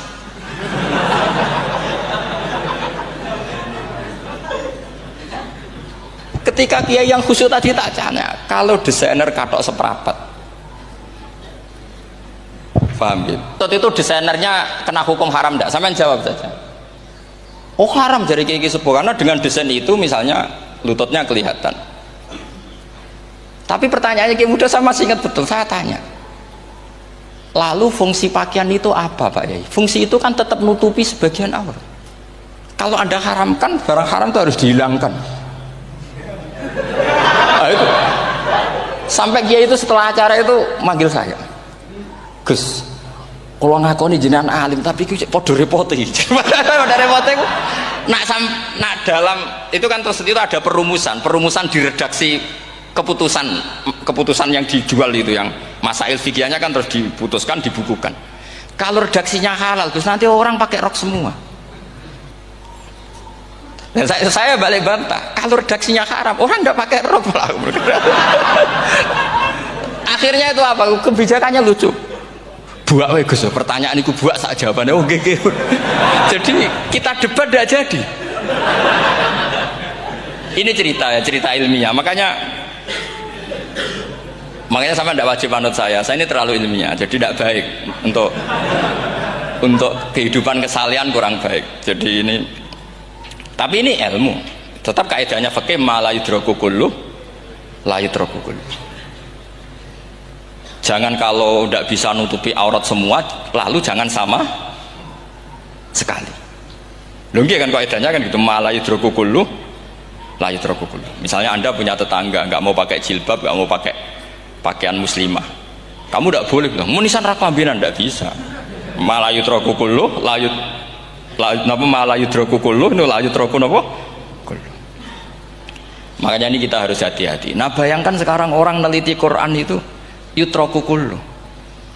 Mestinya kalau Anda meneliti radikalisme, ayat yang terkait radikalisme diteliti semua. Ternyata di surat Taubat yang disebut suratus Saif, yang bahkan haram baca bismillah, itu ada ayat wa in ahadum minal musyrikin astajaraka fa'ajirhu hatta yasma'a kalam Allah thumma ablighu ma'mana. Muhammad, kalau ada orang kafir mau belajar Quran sama kamu, ya harus kamu pelajari hatta yasma'a kalam Allah. Setelah mereka mau belajar, ya ablighu ma'mana, thumma ablighu ma'mana, kamu harus menjamin keamanan dia. Itu di surat Taubat, termasuk akhiru suratin nazalat, gak mungkin terjadi mansuh. Tapi orang-orang ekstremis selalu pakai faqtulul musyrikin haitsu, apalan itu terus. Yang orang liberal yang menapani la ikraha fiddin. Ya sudah seperti itu. Sing orang-orang ora tegas, ora tau nahi mungkar, ya ma arsalnaka illa rahmatan lil alamin. Ngono terus. Yang kelompok tukang nahi mungkar ya ayatnya amen nahi. Saya tuh heran, kenapa mereka punya masalah dengan hafalan kayaknya. Kenapa sih hafalannya kok pedot itu? Kita yang hafal semua bingung jadi. Jadi akhirnya kita yang pinter anut sing goblok, karena saya tuh pernah debat sama orang salaf, debat gitu. Setelah saya mengutarakan sekian hadis, ada tuh Pak hadis tuh, waduh. Harusnya kamu ngaji saya, ada debat-debat tuh yang level. Kalau nggak level tuh nggak boleh katanya. Itu kan ngeri. Makanya ini penting ya, kalau sampean tanya ingin jadi alim tafsir ya harus hafal Quran semua. Nah, kalau tidak mungkin yang nunggu orang semua mati baru Anda jadi ahli tafsir, karena tidak ada musuhnya. Tapi saya pastikan orang kafir pun bisa memahami Quran, yaitu tadi hatta yasma'ah kalam Allah. Sayyidina Umar itu masuk Islam itu gara-gara dengar adiknya baca Toha, ma anzalna alikal qur'ana litashqa illa tadhkiratal liman yakhsha tanzilam mimman khalaqal arda was samawati ula ar-rahmanu alal arsis tawa. Itu dia ma huwa bikalamil basar, tidak mungkin seperti ini karangan manusia, itu tidak mungkin. Akhirnya dia Islam. Banyak orang Islam karena diperdengarkan Quran, karena memang notnya sudah unik, makna kualitasnya juga sudah unik, semuanya itu unik, indah. Sampai sekarang pun orang kafir itu orang paling tahu Quran. Makanya Allah mensifati orang kafir itu hasadam min indi anfusihim min ba'di ma tabayyana lahumul haq. Sekarang sama saya tanya, orang sing tabayyana lahumul haq itu orang paham apa orang tidak paham? Mereka orang kafir itu mengingkari Quran, padahal min ba'di ma tabayyana lahumul haq, setelah kebenaran nyata bagi mereka. Nyata bagi mereka artinya orang kafir paham apa tidak paham? Tibi Qur'anin ghairi hada au badil. Muhammad harusnya jangan tema itu yang diangkat, buat cari Quran yang lain yang enggak tema itu. Mereka sampai memilih tema itu karena paham apa karena tidak paham? Karena paham. Makanya di makalah saya pastikan ngaji tafsir itu gampang, karena orang kafir pun bisa. Kalau kasus Ahok itu bukan paham itu melintir, beda. Paham sama melintir itu beda. Itu diterjemah kemenang tuh jangan mengangkat kawan orang Islam, bukan ngangkat pemimpin. Ya likanya kalau ngangkat teman saja tidak boleh, apalagi ngangkat pemimpin. Fatal mana berteman sama orang salah sama ngangkat. Saman kancanan maling ini apik nak menawa nang andani terus ngangkat, "Hei maling ke pimpinanku." Parah mana? Parah mana? Artinya sama saja ketika diterjemah jangan ngangkat teman.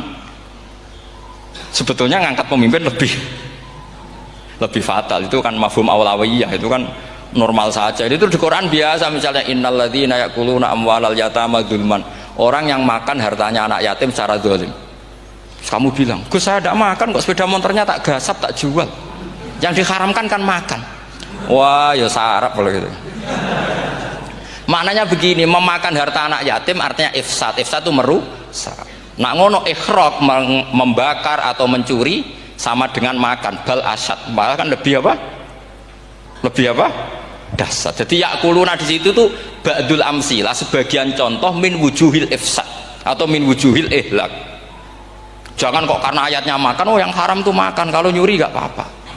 Waya fatal. Itu kan sama dengan santri geblek dikandani kiai ini, "Cung, kowe mbek bojomu aja geman naboki." Suatu saat istrinya lapor lagi, "Pak Yai sekarang enggak naboki tapi nyadui." Karena naboki itu pakai tangan. Mereka pertama dilaporkan kiainya, "Pak Yai, suami saya itu sering memukulin saya pakai tangan gini. Cung, aja geman naboki bojomu." "Nggih Pak Yai, siap." Suatu saat istrinya lapor, "Pak, tetap benjut, kenapa? Kalau nak ini disadui." Mereka pikirannya, sing haram nabok, nak nyaduk halal. Wah itu kan ngajak goblok bareng. Nah masalahnya di usul fikih kasusnya seperti itu. Makanya saya ini kadang ya maliki sekali. Kadang saya itu maliki sekali. Kadang ya. Misalnya begini, saya beri contoh. Ini yang kisah nyata ya. Ada seorang Arabi datang ke Rasulullah. Ya, tadi kan teman-teman minta juga ilmu hadis ya. Ini satu paket saja. Yaitu tadi nanti kalau sampean kasih lalim itu sudah ada urusan saya tadi. Nunggu orang mati banyak tadi. Kalau nggak usah nunggu orang mati, sarannya tadi apal tadi. Ya Rasulullah ahlak tuh. Saya ini orang yang rusak. Wama ahlakaka. Lalu yang bikin rusak kamu apa? Qol waqatu imroati fi nahari Ramadan. Saya menjima istri saya ketika masih siang. Fi nahari Ramadan, siang Ramadan. Walhasil Nabi tidak menyuruh hanya kodok, tapi menyuruh kafaroh. Kafarohnya itu merdekakan budak atau memberi makan 60 orang miskin atau puasa berapa? Puasa 60 hari. Atau urut merdekakan budak atau puasa 60 hari atau memberi makan sitina miskin. Oke, kita sepakat. Sepakat ya hadis itu sahih dan diulang-ulang oleh Ashabus Sunan. Oke, riwayatnya enggak masalah. Sekarang kita analisis maknanya. Sekarang sampean saya tanya. Kalau Anda misalnya sekarang jam berapa ini? Misalnya sekarang jam 9 kurang seperempat Ramadan, terus Anda rokok atau Anda ngopi, kepengen ngopi terus ngopi tanpa udzrin syar'iyyin. Anda hanya wajib qadha apa bayar kafarah? Enggak, sampean jawab. Rata-rata kiai kita, oh mau wajib qadha Gus karena gak jima. Sing seru kafarah itu nak jima. Kan ngombe kopi mbek jima beda. Pertanyaannya tuh lucu, ini naif secara fikih masalah. Masalahnya begini. Jima bojo itu tidak zina. Jima bojo itu zina apa enggak? Enggak. Berarti dengan makan bedanya apa? Sama kan? Sama-sama amrun mubah. Sesuatu yang boleh. Kenapa hukumannya berat?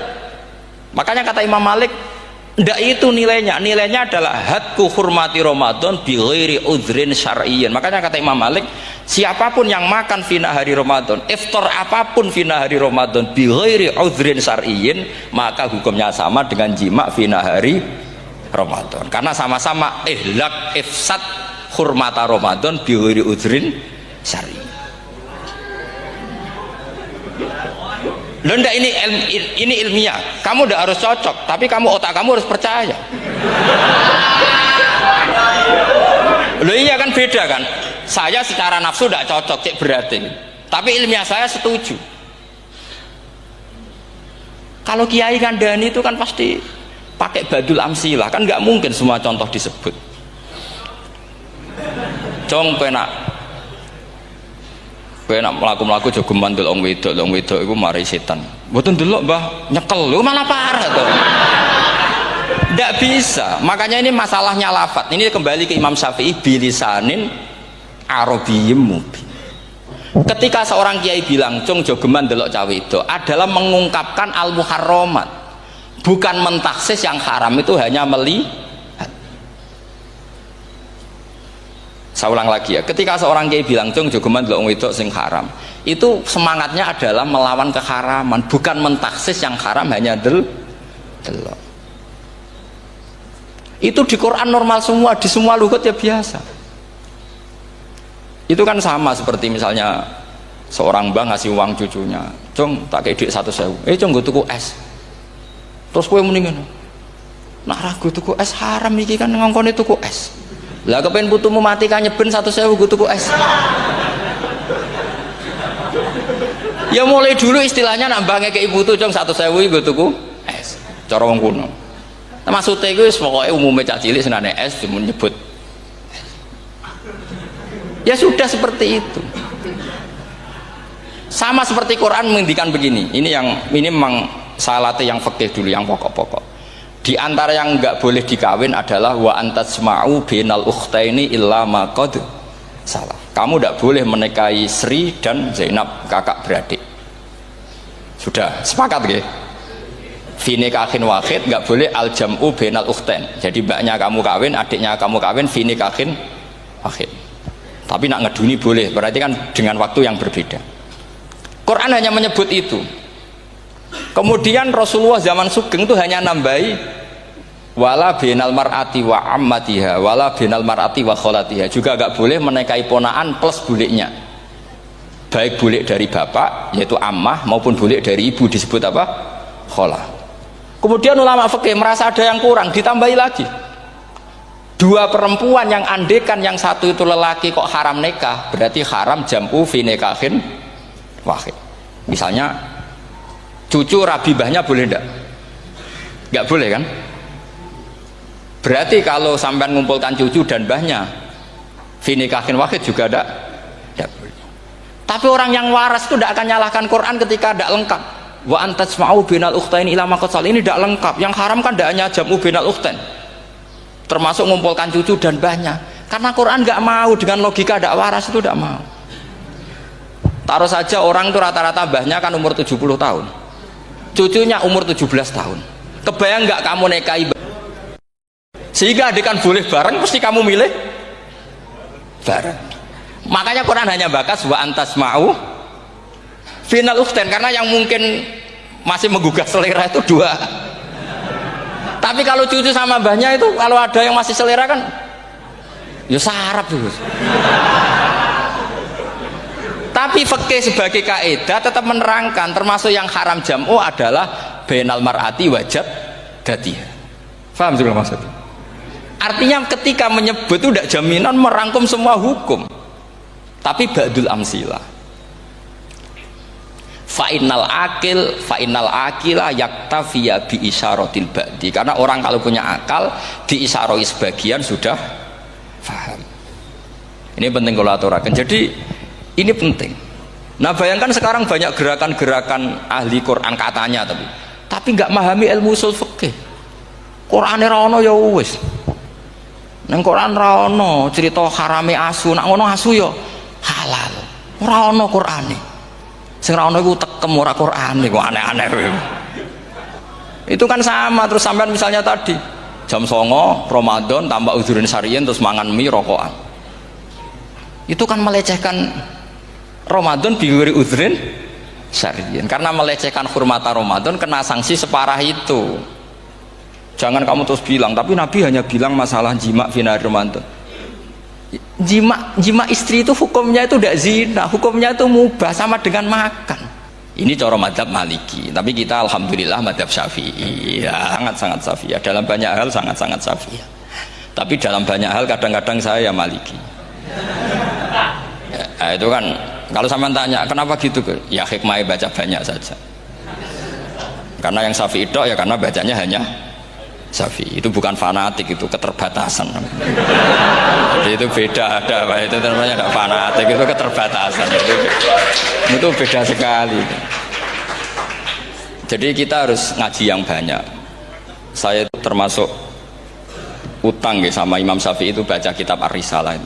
Itu kitab yang kadang satu ulama baca sampai 500 kali.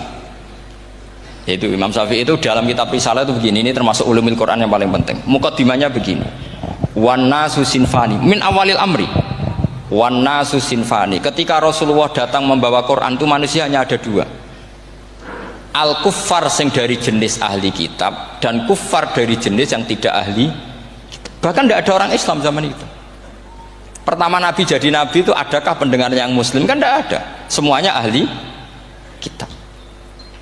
Makanya susah kalau Quran kamu analisis korbannya orang Islam tuh, kata Ibnu Umar tuh lucu. Dulu tuh mukhatabnya tuh orang kafir, jelas kuliah ayyuhal kafir. Ya ayuhan nasu ubudu rabbakum alladzi khalaqakum. Jelas orang kafir. Karena orang Islam nggak mungkin dikhatabi ubudu rabbakum. Makanya Imam Suyuti kalau nafsir itu ngeper ubudu rabbakum wahiduhu. Tapi kalau mukhatabnya orang Islam dawimu alal ibadah atau dawimu alat tauhid. Karena dia tahu kalau mukhatabnya orang kafir ubudu ya masih wahidu, Kalau sudah Islam kok dihitopi ubudu mudawamah alal ibadah. Itu saking alimnya Imam Suyuti. Alhamdulillah sudah ngaji bareng bersama Cahaya Ngaji. Semoga bermanfaat untuk kita semuanya. Sekian, Assalamualaikum warahmatullahi wabarakatuh.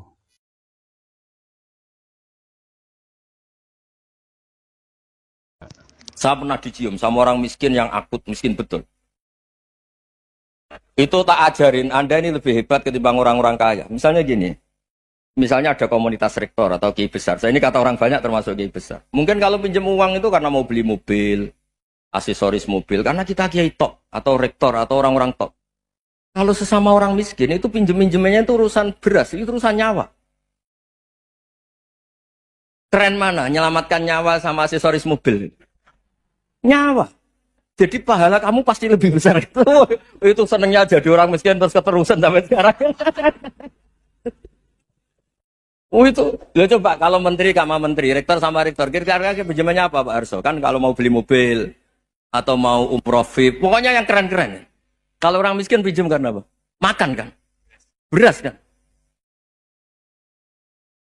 Makanya kalau yang sedang miskin monggo lah, kalau ingin teruskan. Maksud saya Islam itu seenak itu. Islam itu segampang itu. Sudahlah yang sedang miskin ya keren. Karena sekali sosial itu urusannya apa? Nyawa. Tapi kalau miskin semua ya Indonesia bisa tutup kan. Ya sudah yang kaya-kaya itu saya mengatakan Indonesia karena bayar pajak yang menjadikan Indonesia berjalan. Tapi ya dipakai yang benar. Nah, begitu seterusnya. Ada kiai miskin cerita ke kita. Gus, enak jenengan alim, terus punya santri banyak, bisa ngajar di mana-mana. Saya bilang, hebat kamu. Dia hidup di daerah tertinggal. Itu yang diajarkan kan hanya tauhid. Kan nggak mungkin desa tertinggal baca fikih perbandingan madhab. Kan nggak mungkin. Oleh angka-angka Pak Fajar, Pak Sadali kan nggak mungkin. Fikih perbandingan apa? Madhab. Menyorot madhab dunia.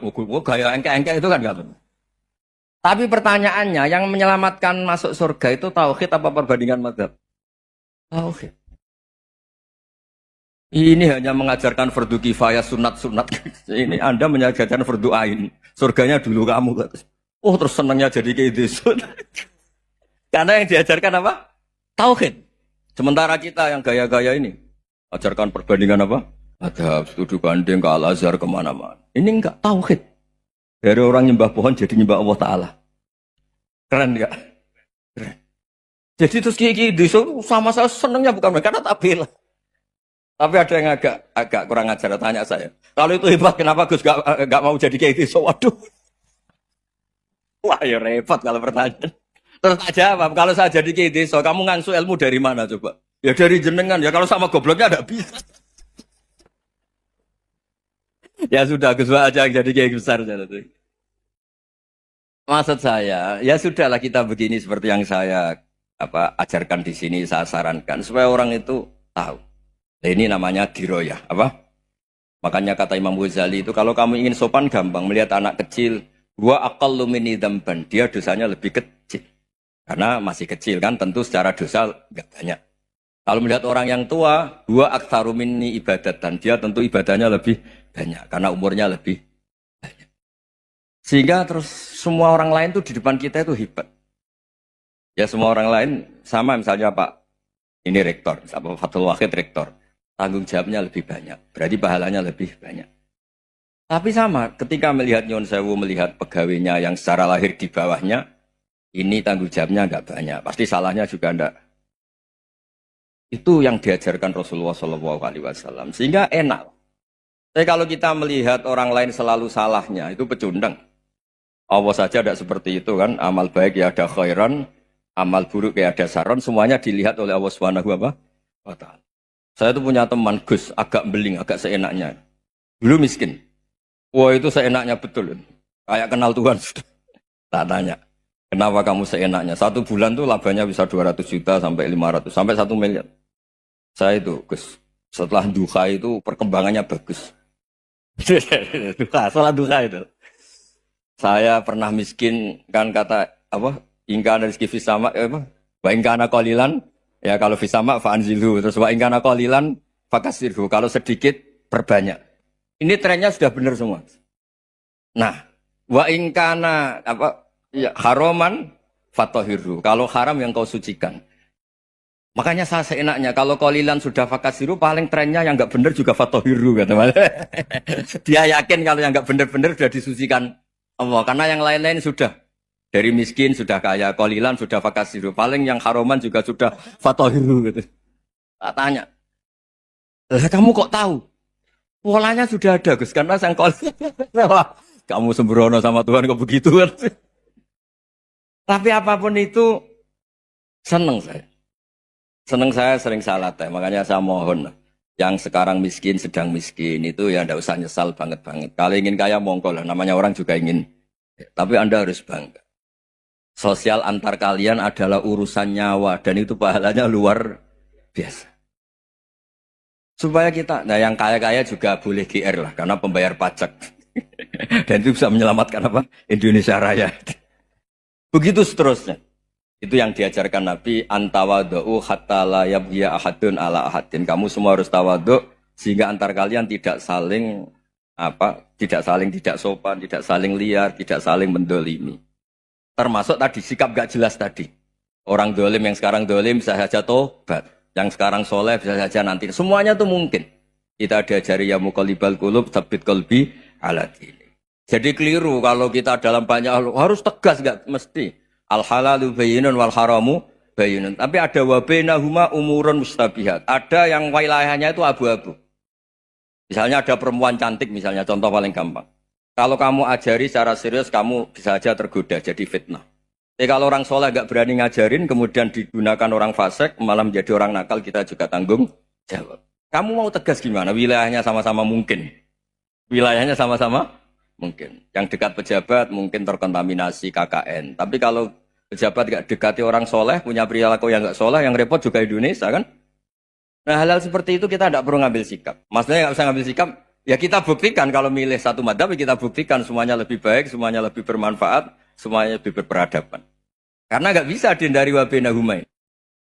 Termasuk nyuwun sewu, saya mohon maaf sama mulai Pak Harso, Pak Lutfi sampai Pak Fathul Wahid. Saya ini termasuk kiai yang nggak suka dekat sama orang-orang top. Bukan karena hasud. Memang konstitusi kiai harus gitu, la tamuddanna ainaika. Kenal orang lebih tinggi itu kan resiko. Misalnya saya kiai desa, mungkin punya keri tua sudah seneng, punya kijang tua sudah seneng.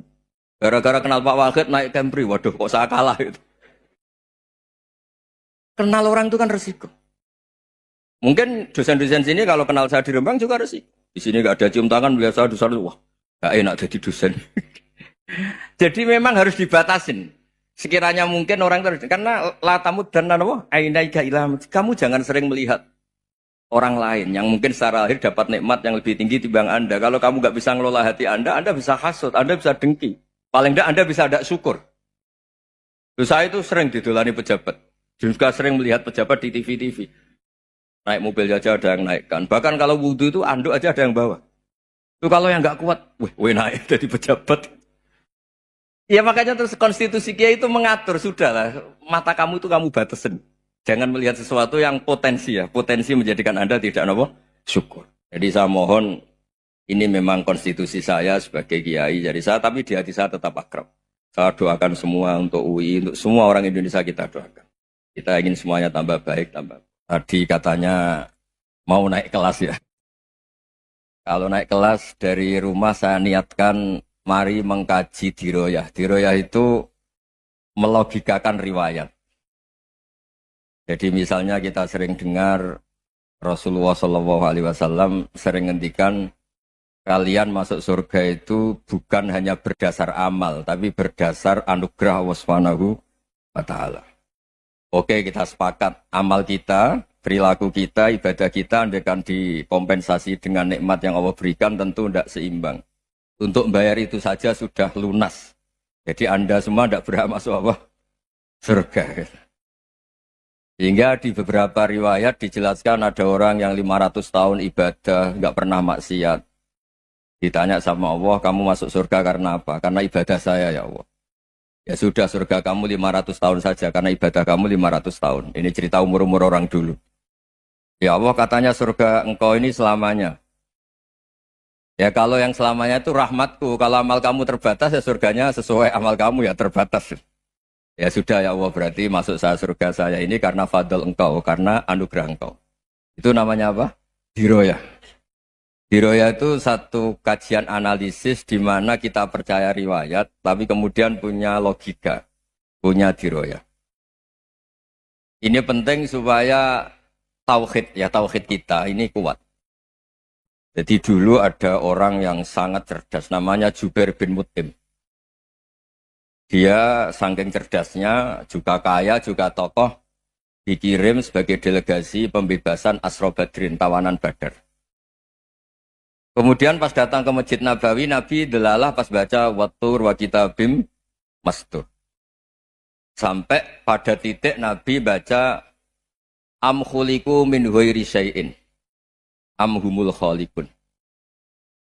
Apakah penciptaan yang sedemikian canggih itu dimulai tanpa perwujudan, tanpa sesuatu yang real, yang maujud? Orang itu langsung bersimpuh, matur, ya Rasulullah saya Islam. Saya ada qalbi yatir, hampir hati saya, otak saya, pikiran saya itu terbang. Karena logika yang dibangun ateisme misalnya, kalau alam raya ini dimulai dari nihilisme, berarti logikanya apa? Al-adamu yakhluqu maujudan. Alam raya ini kan maujud. Maujud itu ada. Kalau yang lebih dulu itu ketiadaan, berarti ketiadaan menjadi sebab kewujudan. Kalau dalam bahasa Arab itu al-adamu yakhluqu maujudan. Sesuatu yang harusnya nggak jadi faktor karena ketiadaan, menjadi faktor sesuatu yang nyata. Itu kan nggak masuk akal. Ya, kalau alam raya ini ada al-adam sing yasbiku maujudan, berarti alam raya ini al-adamu yakhluqu maujudan, suatu yang tidak ada menciptakan yang ada. Dengan logika itu terus kita ngaji, diajari sama guru-guru kita, sifat dasar Allah itu maujud. Wallahu maujudun qadimun. Terus masuk. Yang harus distatuskan pertama dari Allah itu apa? Maujud, wujud. Karena dengan wujud ini layak menjadi penyebab adanya alam raya ini. Sehingga ketika kita menolak faham nihilisme atau ateisme, faham tanpa Tuhan, tanpa pencipta awal, kita punya diroyah. Bahwa tidak mungkin ketiadaan ini menjadi sebab perwujudan alam raya ini. Yaitu amkhuliku min ghairi syai'in. Masa alam raya ini diciptakan tanpa sebab yang nyata, yaitu wajibil wujud.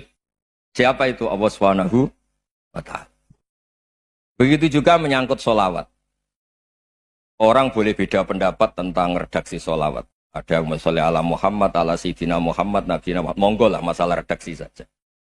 Tapi setelah dianalisis, Nabi itu Pak Rektor, jadi Nabi setelah Nabi Isa saking dihormatinya sampai dituhankan. Juga jadi Nabi yang ada cerita masih hangat, orang Yahudi itu bunuh Nabi. Jadi yang satu mendudukkan Nabi sedemikian tinggi sampai kayak Tuhan, yang satu menjatuhkan Nabi sedemikian rendah sampai dibunuh. Kayak apa susahnya jadi Nabi Muhammad SAW. Kemudian dengan gampang Hadaddin agama ini bikin syariat yang bernama sholawat. Redaksinya monggo lah sesuai tradisi masing-masing. Allahumma sholli ala Muhammad, Allahumma sholli ala Sayyidina Muhammad, ala Nabiyina Muhammad, monggo lah. Tapi yang jelas redaksi ini kalau didiroyah dikaji, Allahumma itu Tuhan, Tuhan itu pemberi. Wa Muhammadun wa in jalla qadruh abdun min ibadi. Muhammad apapun tinggi derajatnya tetap berstatus hamba. Sehingga agama ini terjaga oleh syihotus sholawat. Agama ini terjaga oleh redaksi sholawat. Yaitu Allah tetap pemberi sebagai Tuhan yang enggak tersaingi, la syarikalah. Rasulullah Muhammad wa in jalla qadruh. Apapun prestasinya, bisa mi'rad, bisa apa saja, tetap seorang hamba yang butuh muhtajun ila rahmatih. Jika redaksi Allahumma sholli ala Muhammad ini mengukuhkan yang Tuhan tetap Tuhan, hamba pilihan tetap hamba pilihan. Tentu dengan redaksi ini kemudian kita mendudukkan Nabi benar-benar posisi terhormat. Yaitu orang yang paling berhak dapat askat tahiyat, mendapat penghormatan Allah paling tinggi, yaitu Rasulullah Muhammad SAW. Dan itu diulang-ulang oleh Allah. Subhanalladzi asra bi abdi. Status hamba ini diulang-ulang. Lagi-lagi ini bernama diroyah. Bernama apa? Contoh ketiga misalnya fihi ayatum bayyinatum maqamu Ibrahim. Dulu orang Yahudi itu ada diskusi masif. Syaratnya Nabi itu mbah-mbahnya harus Nabi. Harus keturunan Nabi. Kemudian semua Nabi rata-rata di Palestina, di Syam. Lalu Muhammadnya asal-usulnya dari mana? Tahu-tahu orang Arab kok Nabi. Padahal orang Arab itu dulu jahiliyah. Alhasil terus diceritakan, bukti Muhammad ini turunan Ibrahim adalah ada jejak kaki Nabi Ibrahim di dekat apa? Ka'bah. Fihi ayatum bayinatum maqamu Ibrahim. Kalau Nabi Ibrahim pernah di Mekah, artinya beliau pernah meninggalkan turunan yang di Mekah, yaitu bernama Nabiuna Muhammadun sallallahu alaihi wasallam. Itu disebut fihi ayatum bayinatum maqamu Ibrahim. Nah, itu namanya diroyah. Diroyah itu satu perilaku keseharian kita beragama, kemudian tahu logikanya. Yang keempat misalnya, mangkana yu'minu billahi wal yaumil akhir falyukrim apa? Jaro. Orang yang iman karena Allah dan Rasul, maka memuliakan tetangganya. Andai kan pakai hukum sosial, tentu kalau tetangga kita baik, kita baik. Kalau kurang baik, kok kurang penggawean kan gitu. Tapi dulu itu pernah ada seorang ulama itu dibully ya, dikerjain sama anak muda tetangganya. Pak Kiai datang ke rumah saya, orang ini datang. Kemudian setelah di rumahnya, saya tidak jadi butuh sama Pak Kiai, silahkan pulang. Itu Kiainya senyum menikmati. Dan itu terulang 3 kali. Dibully seperti itu, dikerjain terulang 3 kali. Lalu tetap Kiainya tuh asik, seneng sekali. Lama-lama muda ini tanya, kenapa engkau tidak tersinggung? Padahal saya kerjain sampai 3 kali. Tak undang, terus tak suruh pulang. Tak undang, tak suruh pulang. Kata Kiai tadi, yang memerintahkan baik sama tetangga itu Allah. Jadi saya nikmati ketika bisa baik sama Anda. Tidak ada urusannya dengan perilaku Anda yang menolak saya. Nah itu terus kita tahu, memang motifnya kita baik sama tetangga karena iman sama Allah dan Rasul, bukan hukum kompensasi sosial. Jadi kalau mau diteruskan Pak Rektor, saya ngajar di sini ya karena perintah Allah itu orang alim harus ngajar, bukan karena perintah Rektor. Kalau diteruskan. Ya saya mohon juga gitu, para dosen, para karyawan di sini, kalau nggak khianat dengan UI itu karena takut sama Allah, jangan takut sama Rektor. Kalau Anda baik juga karena Allah, jangan baik karena apa? Rektor. Bagaimanapun ya semua kita ini makhluk. Makhluk itu la yadurru wa la yanfa. Begitu juga melihat Indonesia. Melihat saya ini kan ikut di UI itu lama sekali, ikut sama Profesor Zeni, dari Profesor Zeni nulis tafsir. Mungkin Pak Hersoyo tahu banyak, dulu Pak Lutfi ya tahu banyak. Tapi saya memang nggak pernah terbuka karena ya memang nggak ingin sebenarnya. Kondisi ini kondisi darurat. Sehingga saya tahu cara berpikir Profesor Zeni, ya tahu komitmen beliau pada UI. Dan pendiri UI memang ya banyak yang dari tokoh NU, Muhammadiyah, dari tokoh-tokoh ormas yang lain memang didirikan banyak orang. Hingga UI memang nggak milik ormas apa tertentu. Dari satu sisi memang baik, nggak dikuasai ormas tertentu. Tapi nanti kalau keterusan ya nggak berbentuk. Ya sudahlah dikelola saja. Sambil-sambil jelas, sambil-sambil kadang nggak jelas, yang penting ikhlas tadi. Karena kalau terlalu asobia itu jadi repot. Kita ini yang nekuni fikih itu tahu. Kalau tidak kuno itu madhabnya Hanafi. Kuno itu madhabnya Syafi'i. Tahu-tahu seakan-akan Imam Syafi'i itu NU, Imam Abu Hanifah itu Muhammadiyah. Padahal ini orang-orang yang sebelum NU dan apa? Muhammadiyah. Jadi kalau kita yang nekuni ilmu itu biasa saja dengan perbedaan. Tapi kalau orang-orang yang nggak siap dengan perbedaan itu sampai Allah disifati Ta'ala itu tidak terima. Padahal Ta'ala itu maknanya Maha Luhur, yang Maha Agung. Jadi ada seorang kiai kebetulan pidato pertama Pak Rektor. Assalamualaikum warahmatullahi ta'ala wabarakatuh. Ilmu balik kedua ini nggak terima karena itu dianggap bid'ah ada ta'ala. Hanya dia bilang Assalamualaikum warahmatullahi ta'ala wabarakatuh. Itu saking asobiahnya itu Allah ditambahi ta'ala itu tidak terima. Padahal ta'ala itu maknanya Maha Agung. Nah itu kan jadi repot kalau asobia gitu. Kalau kita ngadepi perbedaan itu biasa saja. Karena kita mungkin bacanya banyak, lihat hal-hal seperti itu ya. Berkohnya nggak jelas itu menjadi orang tuh bijak. Ini sekarang nakal, jangan-jangan nanti jadi orang baik. Yang sekarang baik, jangan-jangan suatu saat jadi tidak baik. Semua orang introspeksi. Nggak ada jaminan kalau kita sekarang baik akan baik terus. Nggak ada jaminan kalau kita sekarang buruk akan buruk terus. Sehingga terus banyak kiai-kiai bijak tuh memang lahirnya nggak tegas, tapi nggak tegas itu yang menjadikan bijak, karena sama-sama mungkin. Itu yang disebut laisa laka minal amri syai'un aw yatuba alihi mau yu'adzibun, itu tidak wilayah kamu. Ketika Allah mengomentari orang munafik juga wa yu'adzibal munafiqina insya'a aw yatub. Bisa saja ada yang disiksa, bisa saja ada yang dikasih tobat. Karena pola yang kita analisis itu semuanya menurut kita. Bukan menurut kemaslahatan orang apa? Saya punya sekian contoh cerita. Orang yang sowan kiai baik-baik, mungkin bawa gula atau salam damla, tidak tahu lah. Itu tidak mesti jadi wali. Tapi Kali Joko yang kenal Sunan Bonang itu kenalnya itu karena ingin begal. malah jadi wali. Tapi tidak usah dicoba. Umar itu nyari Nabi itu mau dibunuh. Tapi malah tobat jadi orang baik. Jadi ini penting ngaji ya, supaya tidak tegas itu, tidak jelas itu kadang baik. Nah termasuk saya juga termasuk dia yang milih tidak jelas. Saya sering gojlok gini, Fajar Hadili ini murid-murid saya sering saya gojlok. Kalau semua sistem pendidikan kayak kampus, kayak UII, kayak UIN semuanya, itu sistem yang bagus. Karena tertib jam kuliahnya jelas, mata kuliahnya jelas. Kalau di pesantren itu Pak Arso, itu nggak tertib. Tapi justru itu enak, ketemu di jalan orang berani tanya. Nah ini kalau mbak-mbak misalnya menstruasi, mau belajar haid nunggu semester berapa baru tahu. Itu bisa sekian tahun nggak sholat karena nunggu pelajarannya baru diterangkan. Mau haji juga gitu, nunggu mata pelajaran haji. Kalau nggak jamnya, nggak mau dosennya ngajarin. Ya, kalau kiai kan nggak ketemu di jalan, tanya dijawab. Jam berapa juga dijawab. Artinya Indonesia itu berkah, ada sistem kampus yang tertib.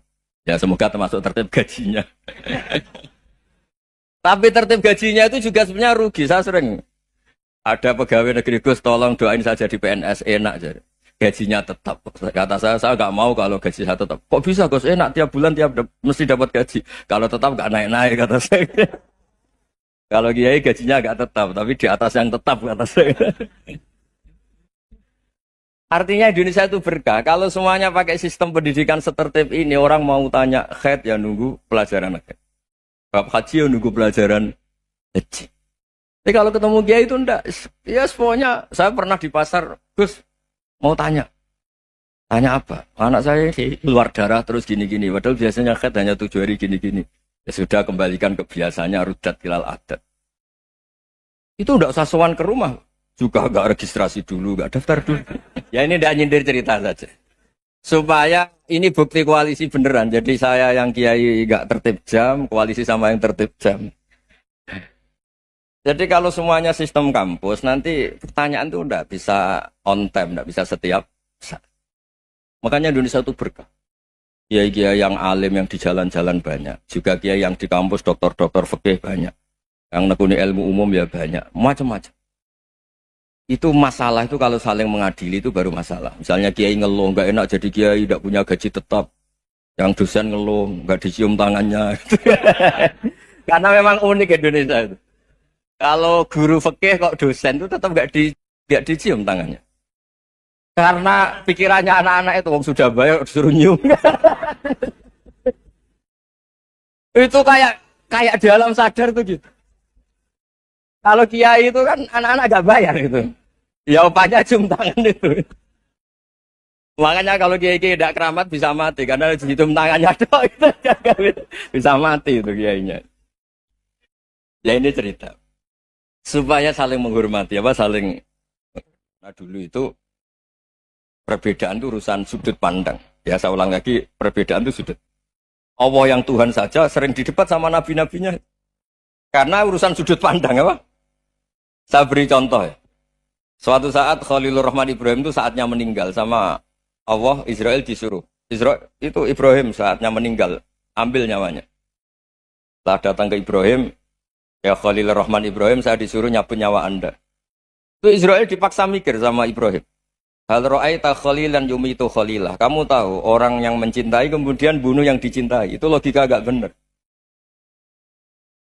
Akhirnya Israel kan gak biasa debat. Kan gak dilatih debat. Gak pernah ikut lomba UI debat ilmiah. Dia taunya nyambut nyawa aja. Kembali ke Allah. Ya Allah, kata Ibrahim, hal ra'aita khalilan yumitu khalilah. Masa kekasih bunuh yang dicintai ya. Tapi kata Allah santai. Bilang ke Ibrahim, hal ra'aita habiban yakrahu ayyalqa habibah. Masa katanya dia cinta saya, kemudian ketemu saya tidak berani. Israel mater lagi. Logikanya gini, Ibrahim, masa yang dicintai sama yang ketemu yang dicintai nggak berani? Ya udah ketemu aja. Katanya yang meninggal itu. Artinya kamu bisa saja GR tidak mati-mati karena merasa dicintai, atau ingin mati karena mencintai. Nah, maksud saya hal-hal seperti ini orang UI pasti nggak jelas. Katanya cinta Allah suruh mati ya nggak mau. Nggak jelas kan? Dibilang nggak cinta juga nggak mau. Tapi dibilang cinta kalau ukurannya mati juga nggak mau. Nah, tapi dalam banyak hal nggak jelas itu penting, Pak. Penting sekali. Buatan guyon. Saya beri contoh sekian ilmiah, nggak jelas itu penting. Rasulullah Shallallahu Alaihi Wasallam itu dalam banyak hal itu disuruh Allah, memang disuruh supaya ngambil sikap seperti itu. Karena Allah itu punya otoritas penuh untuk bikin orang itu baik atau tidak baik. Wahsy itu yang membunuh Sayyid Hamzah, orang paling dicintai Nabi, di antara yang dicintai Nabi. Qatalahu Wahsyun, dibunuh oleh Wahsy. Nabi secara basarnya itu nggak suka sama Wahsy. Sampai cara lahir ya ingin corong Jawa ingin masuk nol. Tapi apa kata Allah? Laisa laka minal amri syai'un aw yatuba alaihim aw yu'adziba. Itu tidak wilayah kamu Muhammad. Malah Wahsy dikasih tobat sama Allah. Khalid bin Walid. Itu perang Uhud kalah itu karena ide brilian Khalid bin Walid. Pas itu masih panglima kafir. Yaitu pura-pura kalah, ghanimah dilepas, sahabat turun, pasukannya naik, walhasil orang Islam kalah. Khalid bin Walid akhirnya juga masuk Islam. Orang yang secara basariah Nabi itu gak siap. Kebalikannya juga ada. Sa'labah itu orang sampai gelar hamamatul masjid. Ini pas ngaji mesti ingat. Salah. Dia di masjid terus. Setiap habis salam tuh lari karena istrinya nyuwun sewu masih berpakaian yang tidak pantas. Kenapa engkau terburu-buru pulang? Pakaian yang dipakai istri saya sekarang saya pakai. Ya pakaian sarung itu kayak Pak Rektor kan fleksibel. Ini khusus mau Ramadan, tidak akan sarungan terus, gak usah khawatir. Jadi ini tadi sudah perjanjian. Saya yang kiai celananan, beliau yang rektor pakai sarung. Jadi iya. Supaya itu barter madhab. Tapi hanya sekali ini aja, bukan. Jadi jangan diharapkan ini jadi tontonan terus-menerus. Dan ini barter madhab. Saya sama Profesor Kores juga sering gitu. Saya pakai sarung yang dihadiahi beliau pakai sarung yang dihadiahi saya. Memang itu tradisi Islam. Tahadau tahabu, kamu saling memberi hadiah maka kamu saling mencintai. Bukan riswah, bukan riswah. Walhasil terus Sa'labah ini mbok saya didoakan Nabi supaya saya kaya, supaya tidak sering ganti-ganti pakaian seperti ini sama istri saya. Jangan-jangan kamu miskin itu lebih baik. Ngotot minta didoakan. Didoain Nabi kaya, terus lama-lama ninggal sholat, ninggal jamaah. Itu Allah belum tersinggung. Yang mulai Allah tersinggung itu kan saya sering fatwa di mana-mana, sering memberi saran. Mumpung kamu miskin itu sering sedekah. Karena kalau sudah kaya itu tidak bisa. Saya memberi analogi gini. Kalau saya masih santri miskin, punya uang 100.000, diminta guru saya 50 tak kasihkan. Padahal itu 50%. Punya 2 kambing kurus, diminta guru saya 1 pasti tak kasihkan. Padahal itu 50%. Jadi kalau punya sapi Brahman atau sapi limusin yang harganya itu 100 juta, punya 2, diminta 1 boleh enggak? Enggak boleh. Saya punya motor butut 2, diminta teman saya 1 boleh. Tapi kalau Davidson Harley itu enggak boleh. Itu. Nah, walhasil itu kalau kita miskin, misalnya kita zaman kuliah atau zaman mondok atau zaman apa saja, punya uang 100.000, nartik temannya sampai 50.000 kan biasa. Tapi setelah 1 miliar, berani enggak kamu kasihkan 500 juta? Sama-sama 50%. Enggak kan? Nah Sa'labah gitu, ketika zakat masih per 40 kambing, 1 kambing, itu sebenarnya kan masih ringan. 41, 82. Kambingnya itu sudah mabenal.